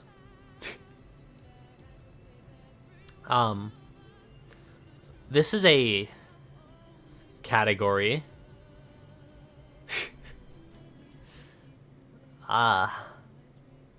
Right. Okay. Well, I watched Gigi Murrin and Mori Calliope play 2XKO, and that's my only instance of watching any of these video games he played ever. So, yeah. League of Legends gets a vote from me, I guess. I guess 2XKO can take it home. This category is awful. This is, if there's no fighting games released this year, just don't make a fighting game category. And like, there was fighting games released this year. Not good ones, but you know, Hunter x Hunter and Net Impact, and like Hinokami Chronicles 2 both came out. You can put those. All right.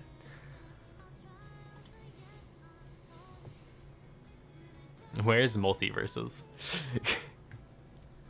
Where is Jujutsu Kaisen Curse Clash?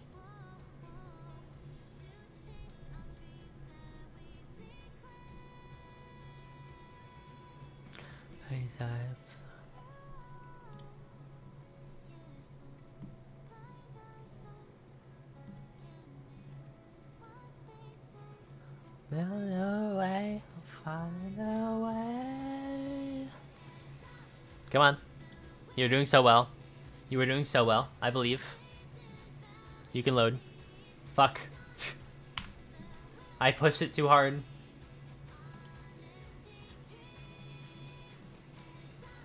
It's trying its best. Okay.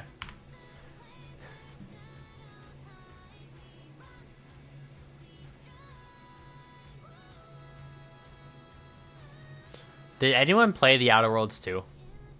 Obsidian got two nominations here, by the way. Avowed is the better game. I didn't realize this came out. I didn't realize Outer Worlds 2 was out already. I haven't heard a word about this game. Not a word about it. I mean, like, other than the announcement trailers and stuff, since the game actually came out and playable, I have not seen a word about this thing.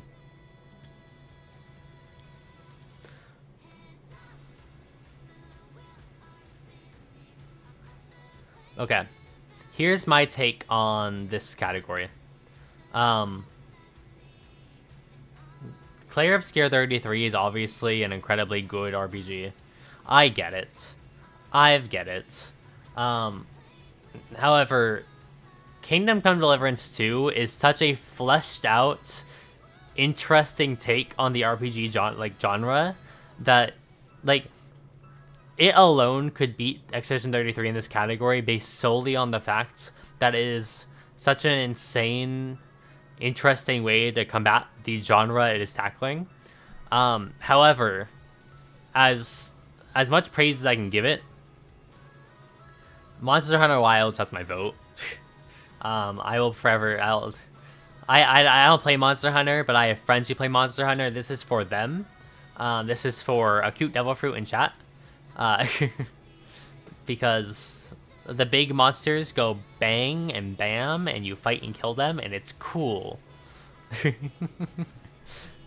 But like E33 might just sweep these awards. This might be the only category that E33 doesn't win because Kingdom Come Deliverance might stand a chance. I'll be honest, but I could be coping.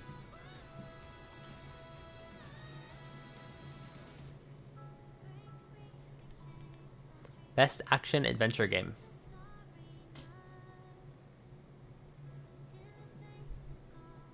I like how best action game and best action adventure are different categories. Just putting it out there. Just putting it out there. I love this award show. To be fair, they do this in the fucking anime awards too. They'll have like action adventure as a category and then action as a separate category. It's like, why? Why? Ah. Ha. Ha. Okay. Anyway. Sorry, that was rude of me.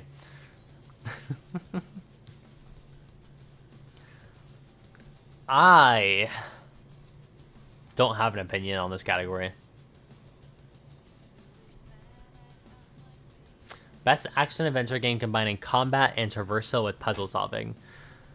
Silksong maybe deserves this win. I kind of want to give it a Split Fiction, but I also want to give it a Death Stranding 2. But, chat, what I want to play as Ghost of Yotei? Oddly, Ghost of Yotei, actually, you know, Ghost of Yotei probably is like third on this list of games I want to play. I'm not a Hollow Knight player. I don't really care to touch it.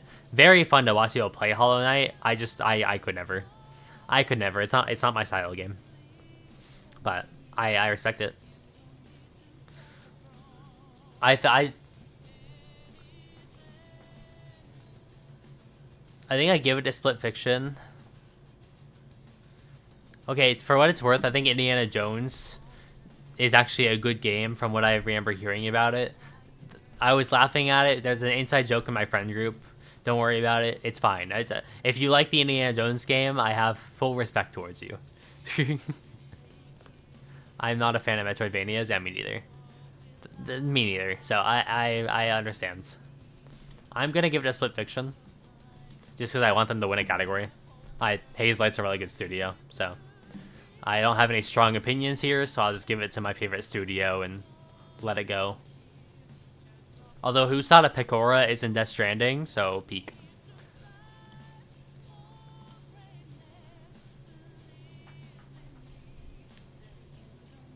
Best action game. Expedition 33 is probably here. Ghost of Yote. No. Oh, no. Okay, Shinobi Art of Vengeance. Ninja Gaiden 4. Okay, so this is fully combat focused. Hades 2, Doom the Dark Ages, and Battlefield 6. I would say Hazelight Guy talk at the awards. He's the best. He really is. He's so cool. Okay, Shinobi and Ninja Gaiden deserve to be here. I don't know anything about these series, so I'm unfortunately not going to be voting for them, but if either of these take the win, hell yeah. Hell yeah. So here's my thing. Doom Dark Ages can fuck off. I don't care. Battlefield 6 and Hades 2. Sorry, that was rude. That was rude of me. I haven't played any of the new Doom games. I don't care about Dark Ages. Apparently Dark Ages wasn't very well received anyway. But anyway. So here's the thing with Hades 2. I think the Hades 2 story is awful. I don't like what they did with it. It's not very good. However, this is focused on the action part of the game, and Hades 2 combat is still really, really fucking good. The Hades fucking Supergiant knows how to make a fun game to play. Battlefield 6 is a shooter. So I feel like I have an option here. I'll give it to Hades 2. The actual gameplay of Hades 2 is still good. Not played any, actually. That's fair. I've only played the, like, demo beta type thing for Hades 2, and I've played Battlefield 6 for, like, 40-ish hours. So I definitely have info on that, but I'll give it a Hades 2, because Battlefield 6 is a shooter game. Oh. It didn't like the VR category very much.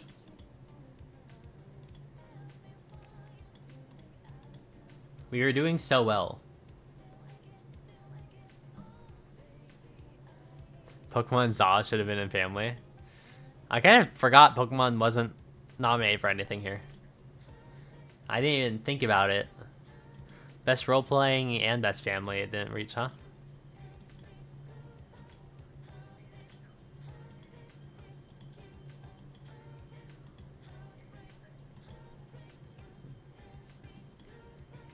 At least I have Shihoku Hirata to keep me company.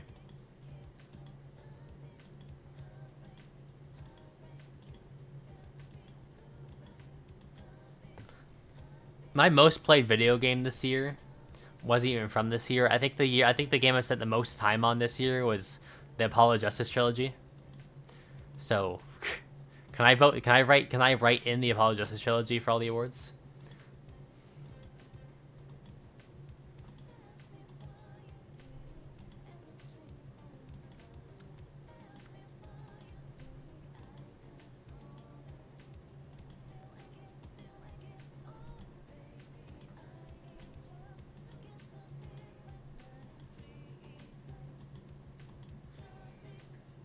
I love this game.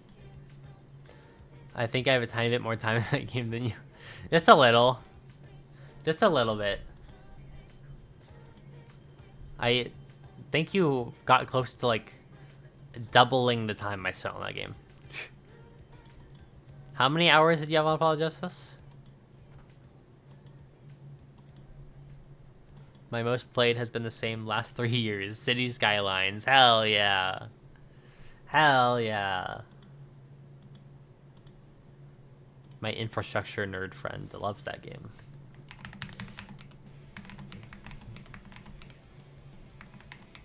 I'm giving you a second to breathe. Maybe he doesn't like me pressing the button over and over again. I don't know why it wouldn't. But, you know.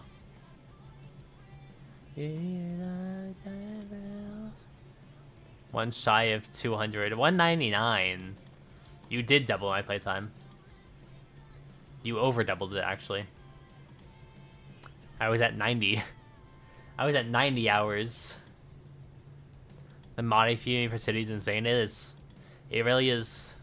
I've seen some crazy shit in that game. I have not touched it, but I watched YouTubers play it. Some crazy shit in City Skylines. Because I'm gonna get flash pinged again. This page is gonna break. It's gonna give me an error. I'm gonna get flash banged by white. Chat, are you having a good night so far? How about that? How about that? Is everyone doing okay? Everyone relaxing, hanging out? So much so that most people would rather play modded Cities 1 than Cities 2. Didn't Cities 2 have a really rough launch? I remember hearing about that. Lots of, like, problems with the street infrastructure not working. We chillin'. Nice. I appreciate you spending your night with me while I figure out how this fucking website wants to work.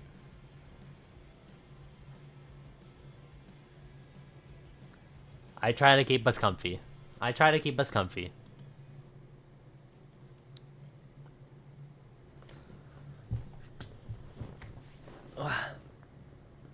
A stretch. What? It had a rough launch and actually just changed developers. What the fuck? They can do that? They can do that? Like, actually, like, after, like, post-releasing the game, they changed devs?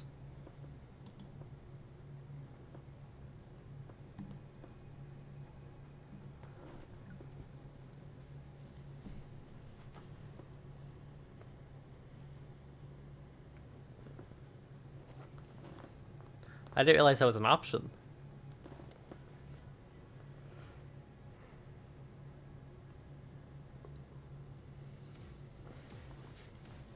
Is stream doing alright? Any drops? Everyone okay? Yeah? Alright, cool. There you go. Okay, wait, we're back here. Can we get VR game to launch? I was supposed to go to bed, but I'm also not tired. Well, welcome back. You are now in my clutches once more. I have a short day tomorrow. I'll probably be fine. That's my mentality. My bedtime's 4 a.m. anyway. I forgot this came out. I haven't personally played any of these games, nor have I watched anyone play these games. However, I have seen people play the Midnight Walk in non-VR mode, and it's pretty cool. So I might just give it to the Midnight Walk because it's the only game I've had experience with, even if it's not the VR version. So I'm giving it Midnight Walk. I don't know how good the VR version is. Hopefully it's alright. But the game itself, like the non-VR version of the game, it's pretty cool. It's pretty. I like the vibe of it. The art style is really pretty, and like the general like setting and mood. It's like cozy creepy, you know?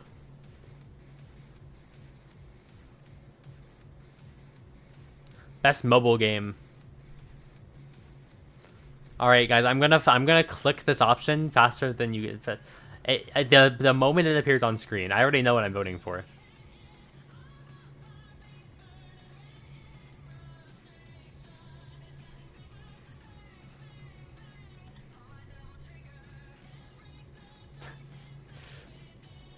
I mean, let's be honest.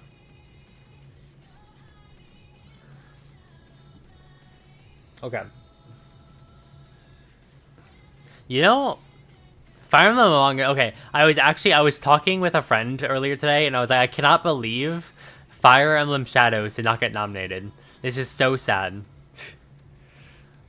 You know what's really funny about this picture here is that of the 5 games nominated for Best Mobile Game of the Year, 3 of them did not come out this year. Of course, Japan doesn't exist in Jeff Keighley's eyes, so Persona 5 and Umusume can be put to the side. Wuthering Waves just didn't come out this year. Like, its global release was the last year, like midway through the year. Why is it on here? Why is Wuwa here? I mean, it's fine. I like Wuwa. Wuwa's like a good game. Whatever. I just don't know why it's here. But I guess Genshin Impact did get nominated like 3 years in a row, so whatever. Also, Destiny Rising, Lameo, LOL, XC, imagine playing Destiny fucking Rising. Persona 5 The Phantom X, imagine playing These 3 games are awful. They just are. They just are. It's a fully between these two. It's gonna be Uma Musume, because Uma Musume Pretty Derby had an insane, like, an insane pull, right? For an anime gacha game about racing horse girls, everyone was playing this video game. If you have Northern Lion playing your video game, you're doing something right. All right. I'm just saying. You voted for the Glue Factory Simulator. It's a fun game. I love working at the Glue Factory. All right. Did it vote? Did it place?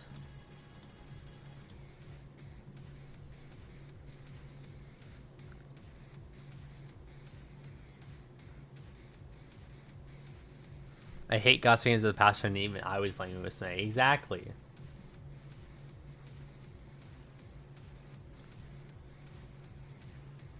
Like, what else am I gonna vote for? The fucking Subway Slammer game? The Terrain Pusher. His name is the Subway Slammer. Please respect him.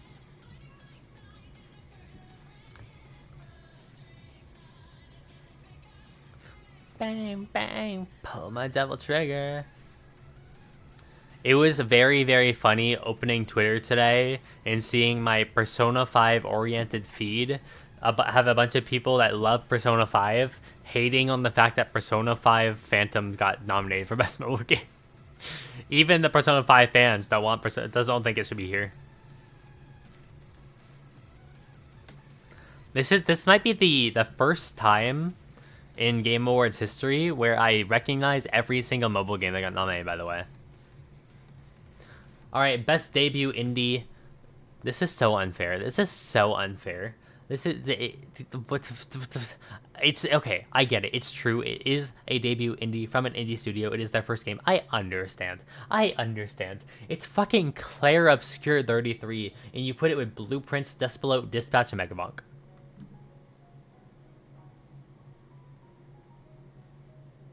Do we see the issue? Do we see the issue?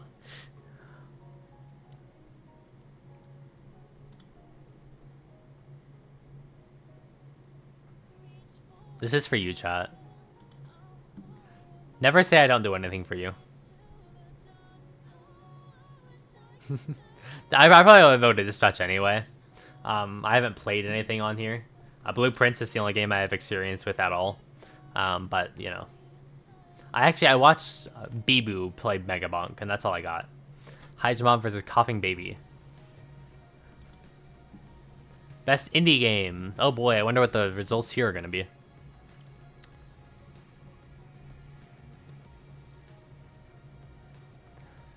This category can only go to one of 2 ways. Yeah. Okay, this is the category I like to call... Does Claire Obscure or Silksong take it?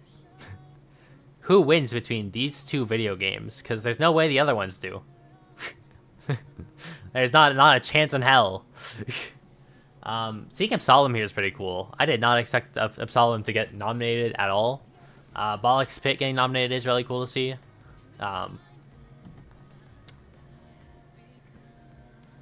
Here's my issue. I want to vote Hades 2 on, like, by fact it's Hades. But like I said, I really don't like the story of Hades 2. It's not good. I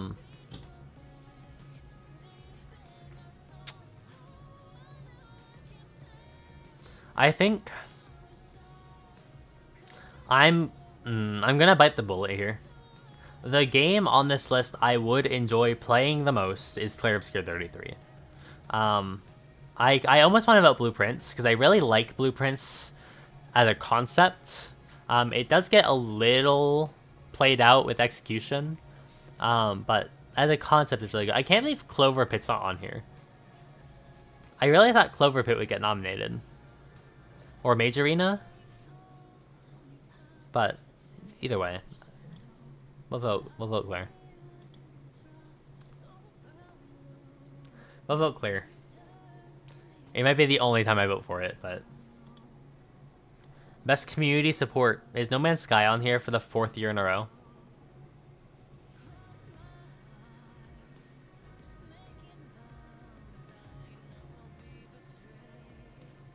Isn't the No Man's Sky dev working on a new game?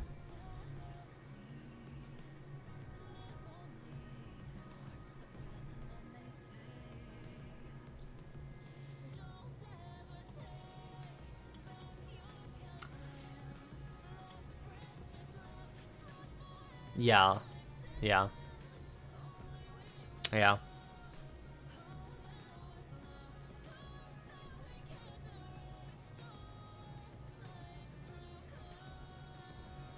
Yeah. Also, yeah, shout out No Man's Sky. I haven't heard anything about Helldivers or Baldur's Gate 3 this year, really.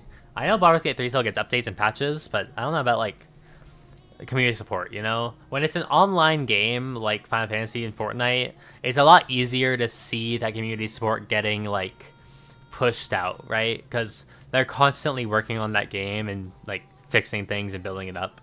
It's a lot easier to keep track of things here. And I don't want to vote for Epic Games, so... They did add Miku into the game this year, though, so... bonus points.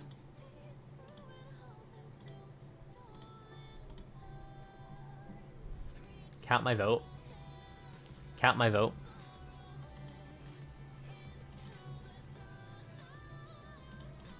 Thanks.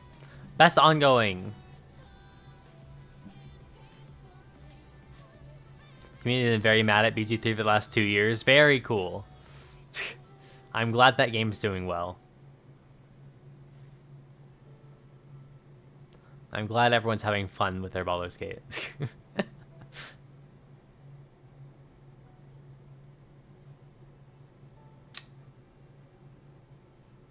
No Genshin Impact. No Hoyoverse at all, actually.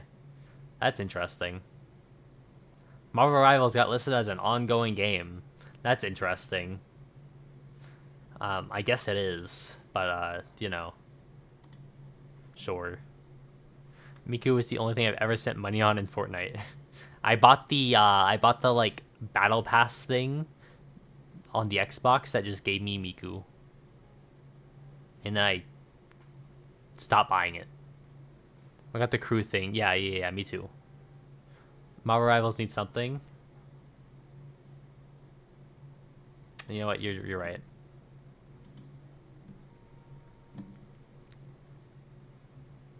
You're right. Support Marvel Rivals. Small indie game. Small indie game. It's getting pushed under the rug. This song's a banger, by the way. Everyone play the elevator game with Catgirls. It's on Steam. Thank you. Game for Impact. Ooh. Okay.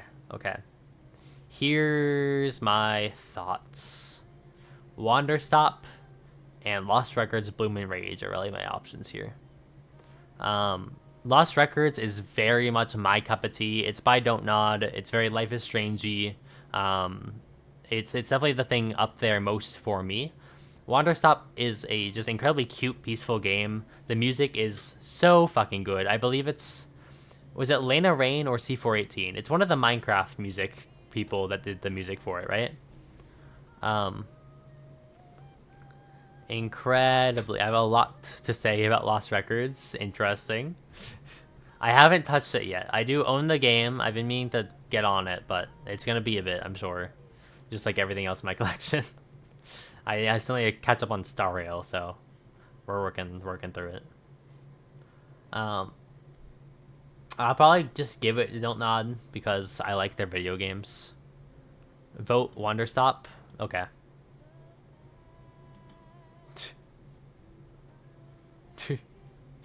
Whatever you say. Vor Wanderstop. I mean, if you say so.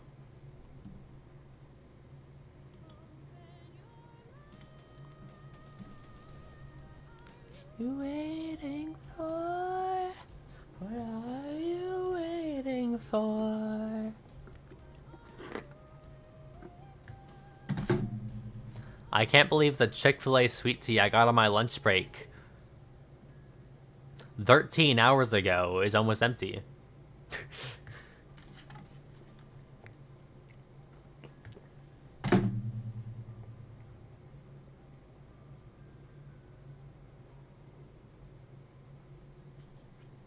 Frustrating character writing. I love frustrating character writing. Have you ever heard of a game called We Are OFK? Do you guys know We Are OFK? I don't fucking know. This one was in the games for Impact, so I assume it must do something, right? I don't know what any of these games fucking do. Learn about the nominees.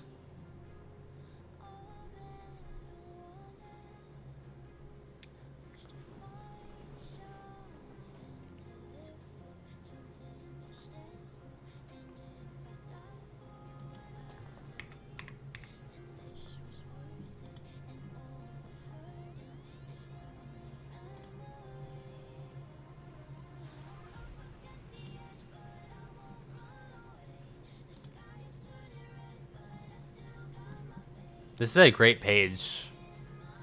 There we go. Adamfall is Rebellion's most accessible game to date, built with accessibility in mind to make sure as many people as possible could access the core game experience. Options include configurable text to contrast and size, high contrast mode, and optional audio cues for players with low vision. Doom: The Dark Ages has combat difficulty. Modifiers with game speed, enemy projectile speed, parry window, and daze duration. Visual accessibility, such as hue and opacity options.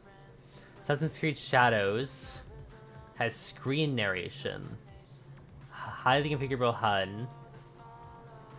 It says size and contrast of the HUD. Stealth and combat each have 4 separate difficulty settings. Guided and cannon modes remove blockers to exploration. The South of Midnight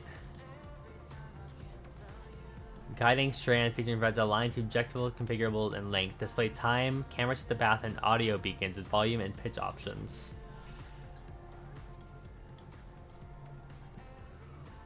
Motor disability is also extensively considered with options for raster holds, glide to hold doggo, and auto target lock on. Skip features for all combat, chase sequences, and bosses, which is all supported by fine-grained difficulty settings that go all the way up to invincibility. Yeah, I think I'm sticking with this one. It'll make you mad for similar reasons. Life is Strange 1 made me mad for pretty good reasons.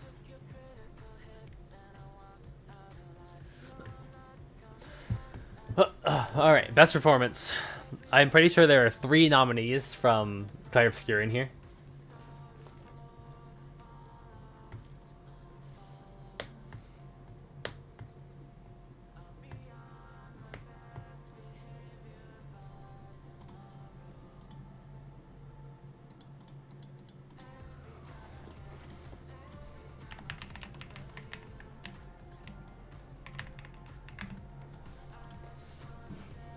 Santa's damn bottles from episode 2.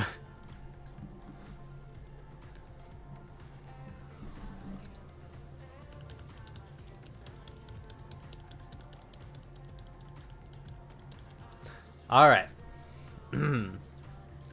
Ben Starr for Clair Obscur, Expedition 33.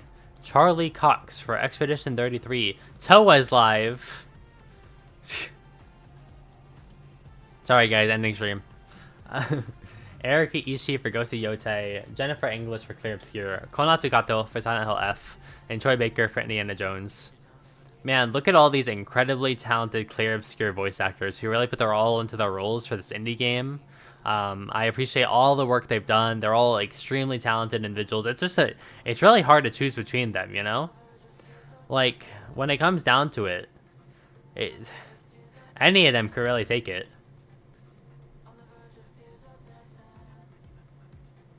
It's just hard. It's a hard choice.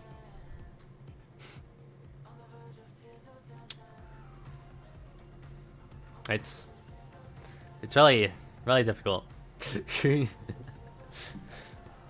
I don't really care who wins this category.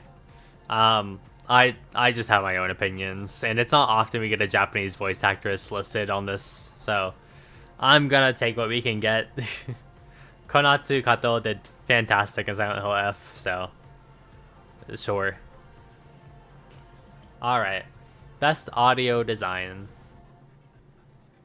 If Battlefield 6 is nominated for this, I'm voting for it, by the way. Just putting it out there like immediately. I don't know if it will be. Well, good job. Great job. Yeah, okay. That works. I mean, I told you I was going to. Sound design in Silent Hill F is also really, really good. Very good creep factor on that. Silent Hill 2 the remake had really good audio design, so I wasn't surprised to see that Silent Hill F did. But yeah, that went crazy. But Battlefield 6 just it sounds so good. It really immerses you.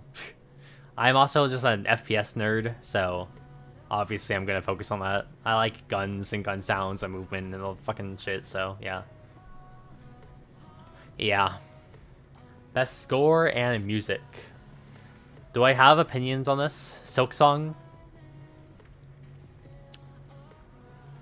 Silk Song might be my favorite score for this year.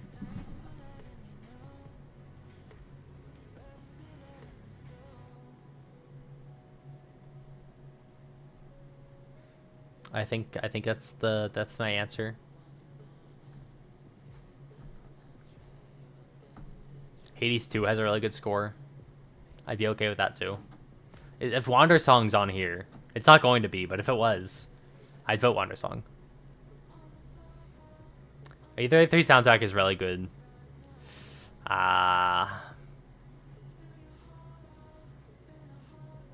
Oh, it's the okay. I was like, what the fuck? It's the people that made the music. I understand.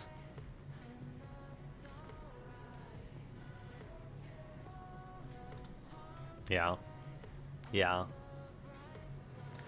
Yeah.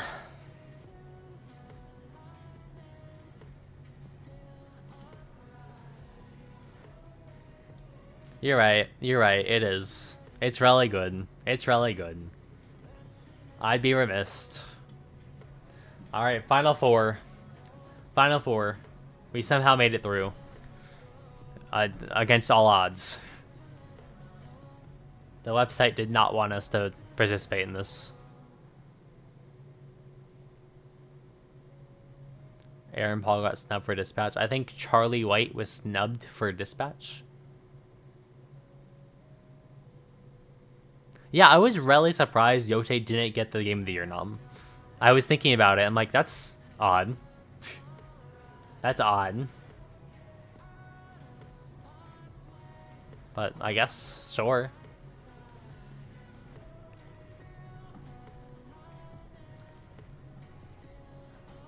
Best art direction. What game do I think looks the best?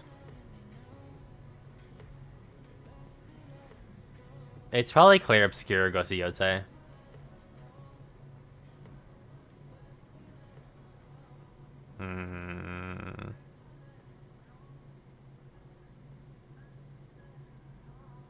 It's a hard choice. Last year was super easy because I think I just voted Wukong. I think they couldn't pick a voice nom for Dispatch because they all killed it. Real. Last year was so easy with Wukong. That game was beautiful. I didn't care for the game itself, but it was fucking pretty.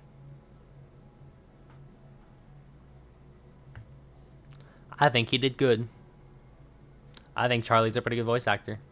I think Jack did really good too. Jack's out the guy.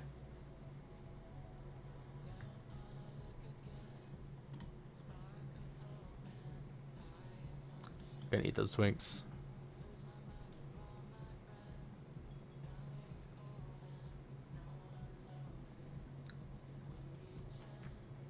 Yeah. I think the role suited him. Absolutely. I think he did good. I think he did good. Best narrative. 100 line Last Defense Academy.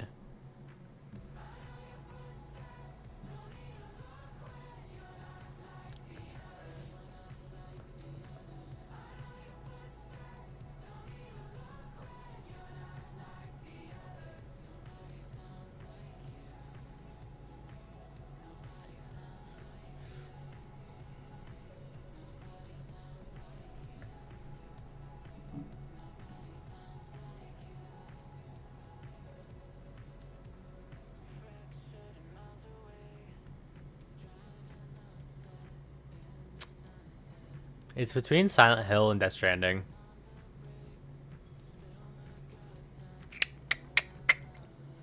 For me, anyway. I think Silent Hill.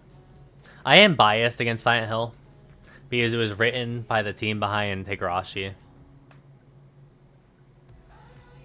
Until then, Like a Dragon Age snub last year, yeah. Yeah. I can't blame you. I'd be pissed off too. Then again, all the games I play never get nominated on here. I don't think Jeff Keighley knows what a 100-line Last Events Academy even is.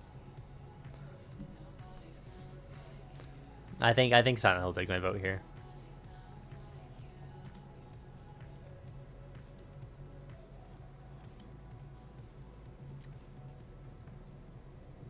See nothing about the SU because I want to play the first anime one, but I want to see Kojima win something. I'm sure. I feel like Kojima's. In fact, I'm gonna give him game direction. Kojima knows what he's doing with his video games. Kojima is an incredible, like, the mind behind this company. The mind inside that man works incredibly weirdly. I don't understand how he does it, but what he does is incredible and peak. So yes, yeah, that's trending too. Yeah.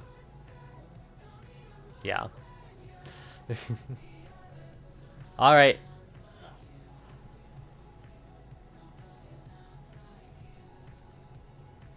It's time. I'm gonna build it up. Hold on.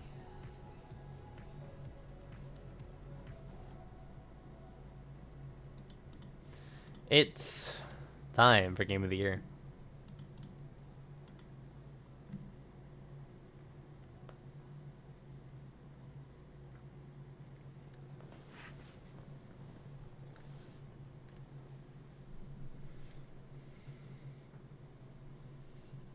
Okay. I'm gonna cross a few things off this list. And it's these three in the middle. I'm not voting for these three.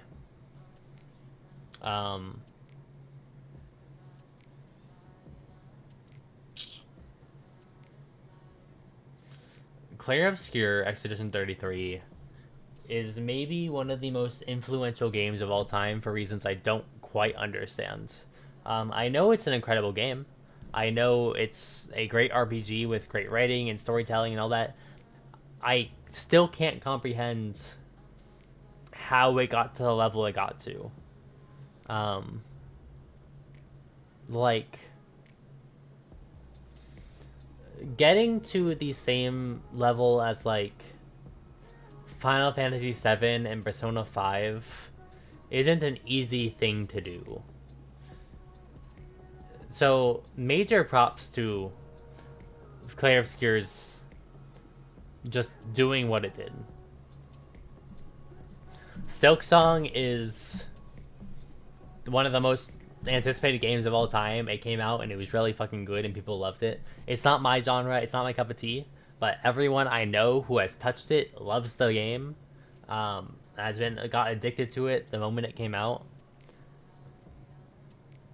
And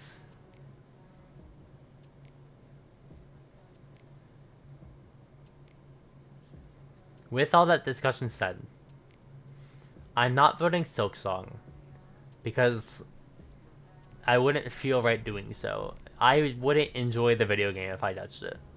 And I think that's what's important. I probably would enjoy Donkey Kong if I played it. I probably would enjoy Death Stranding 2 if I played it. I probably would play E33 if I played it.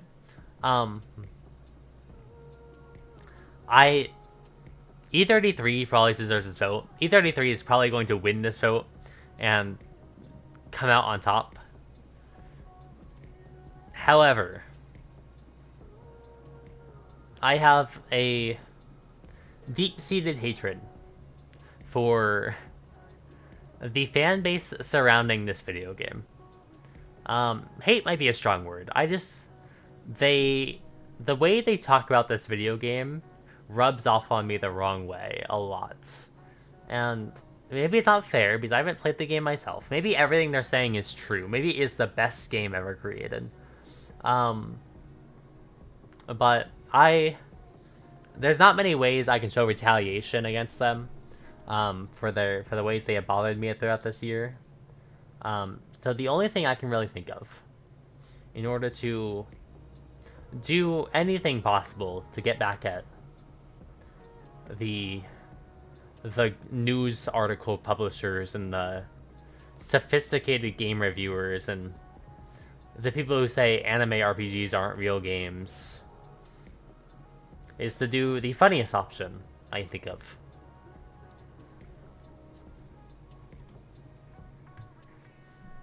Kingdom Come Deliverance 2 Game of the Year, baby! Kingdom Come Deliverance Game of the Year, baby! It's gonna win. It's got it. I know it will. If anything's gonna topple the king, it's gonna be the fucking King Slayer himself. All right, let's go. Let's go.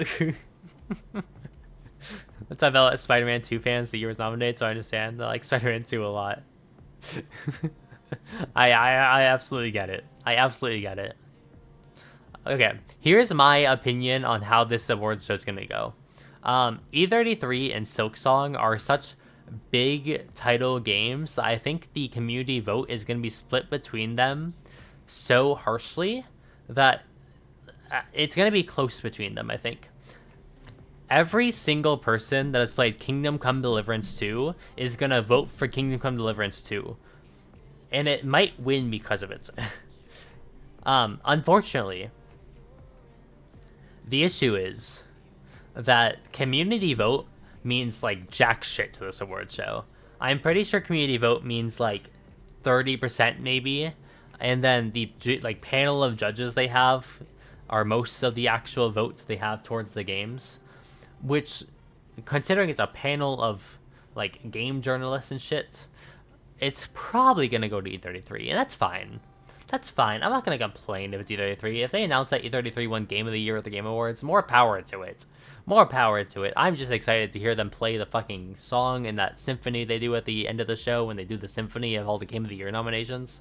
But it'd be really, really funny if Kingdom Come Deliverance 2 won and we got a repeat of Astrobot beating Spider-Man and everyone getting really, really pissy about it. Because at the end of the day, chat, at the end of the day, I know we all sat here voting through these awards and really discussed our thoughts and opinions and put our best foot forward. At the end of the day, no one cares. This award show doesn't matter. The awards of the Game Awards aren't they aren't the important part. The awards of the Game Awards are just entertainment. It's just something for people to debate and talk about and use as like a starting point of conversation, right? Nothing we do here matters.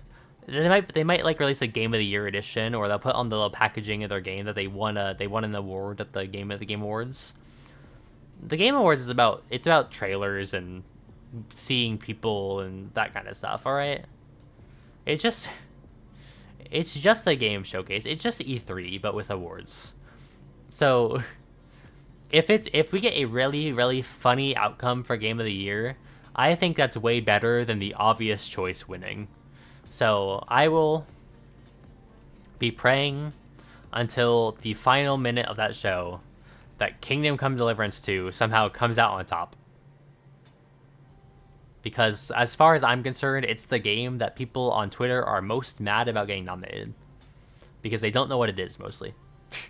It's like when Balatro got nominated for Game of the Year last year, and everyone was like, what is this indie game? Why is it nominated for a Game of the Year with these, like, stellar titles? Because it's funny. Imagine if it wins. It's funny. Watch Donkey Kong win. Donkey Kong winning would be a miracle. I think, okay, there's a lot of Nintendo fans that are going to vote Donkey Kong because it's the only Nintendo rep here. However, I feel like those same fans are going to be split between Silksong as well. And, like, who has a Switch 2? That's not a good question. Switch 2 is, like, a really well-selling console. But, like, you know. It's the concept. It's the concept. I think the like really niche RPG series that everyone says is not for normies, and that real like people just wouldn't get it. Winning Game of the Year would be the most comedic outcome, and that's what I want. That's what I want. I don't care about the best game winning. No, who cares? Who cares? I want to see Kingdom Come Deliverance 2 marketed as Game of the Year for the next 2 years to come, alright? I don't know about KCD2 is the same, but the first one had this like weird racism controversy that has kept me away. I have zero clue about this game, mind you. I know it exists, I know it's an RPG, and I know the general outline of the gameplay, and that's everything I got for you. But yeah. Yeah.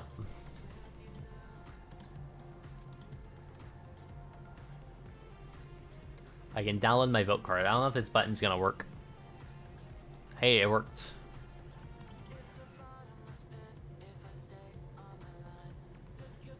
Let's see what it looks like.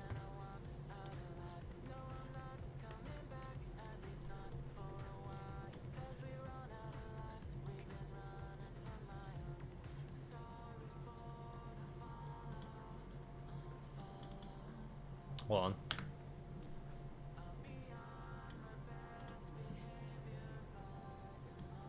There we go. My vote card. I think this is pretty good. I think this is pretty good.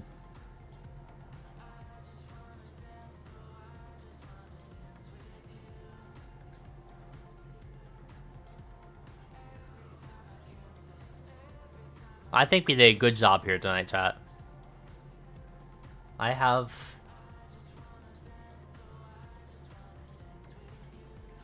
very little issues with this list, and even if none of these win the categories they're nominated for, that's okay. Because like I said, who really cares? Who really cares? Seeing a Minecraft movie on there is still hilarious. It deserves it. It deserves it. Movie of the year. It better win all the fucking Oscars too. Is Oscars the movie one? It is, right? It is, right? I hope it wins everything up there too. Jack Black deserves Best Actor. Absolutely. Hell yeah, okay. Thank you. Thank you for confirming my suspicions. Okay.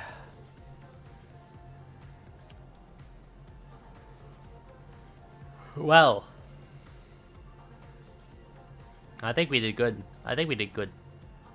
I think that's where we're gonna call stream tonight. Because my body has decided to remind me that I woke up at 8 a.m. today.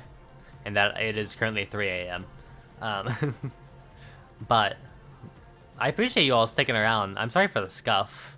I didn't think the website would be like so poorly optimized. It could be, I mean, it could be fine. It could be fine. It could just be like an issue with the fact that like there was a lot of people voting. I don't know. 6 more hours. 6 more hours.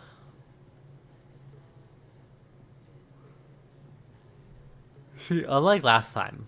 Last stream, I probably could have gone 6 more hours. I just would have been really, really quiet because my throat was dying. This stream, I don't think I can last 6 more hours. Like, awake. I love to see Jack Black do a serious acting role out of the blue. Hey. Hey. He's a serious, trained actor, alright? Kung Fu Panda 4? Masterpiece.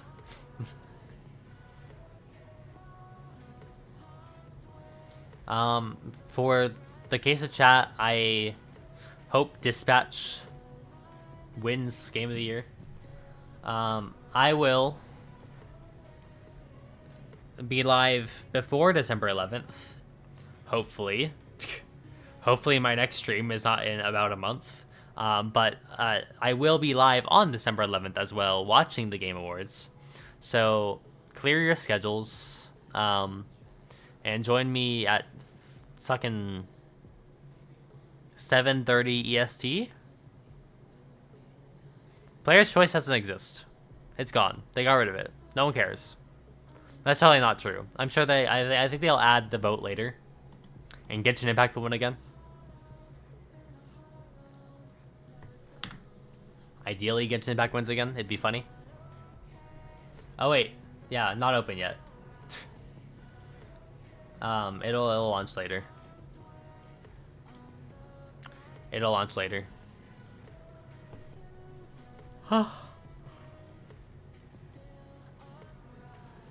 We did good. We did good.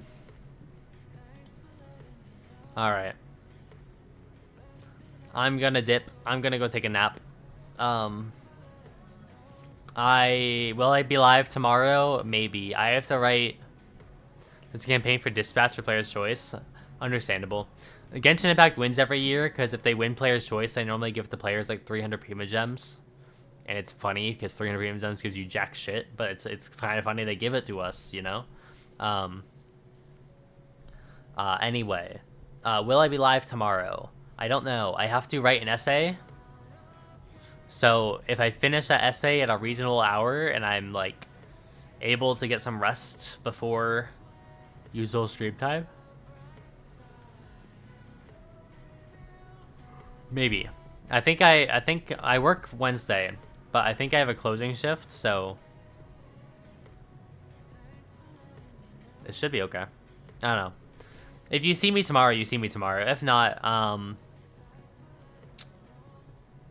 Thursday? Thursday, maybe? Oh. Sometime this week, probably, maybe, hopefully, if everything works out, you will see me live again. For now, have a good night. Thank you for joining in, and stay hydrated. Bye.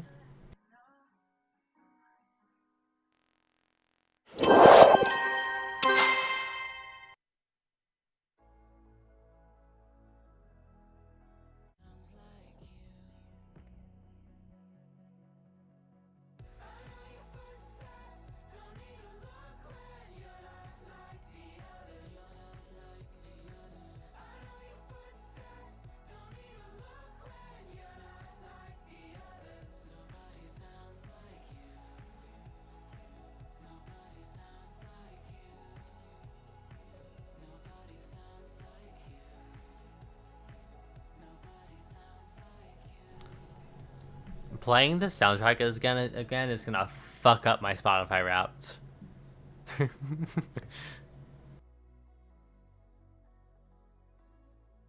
Okay, bye.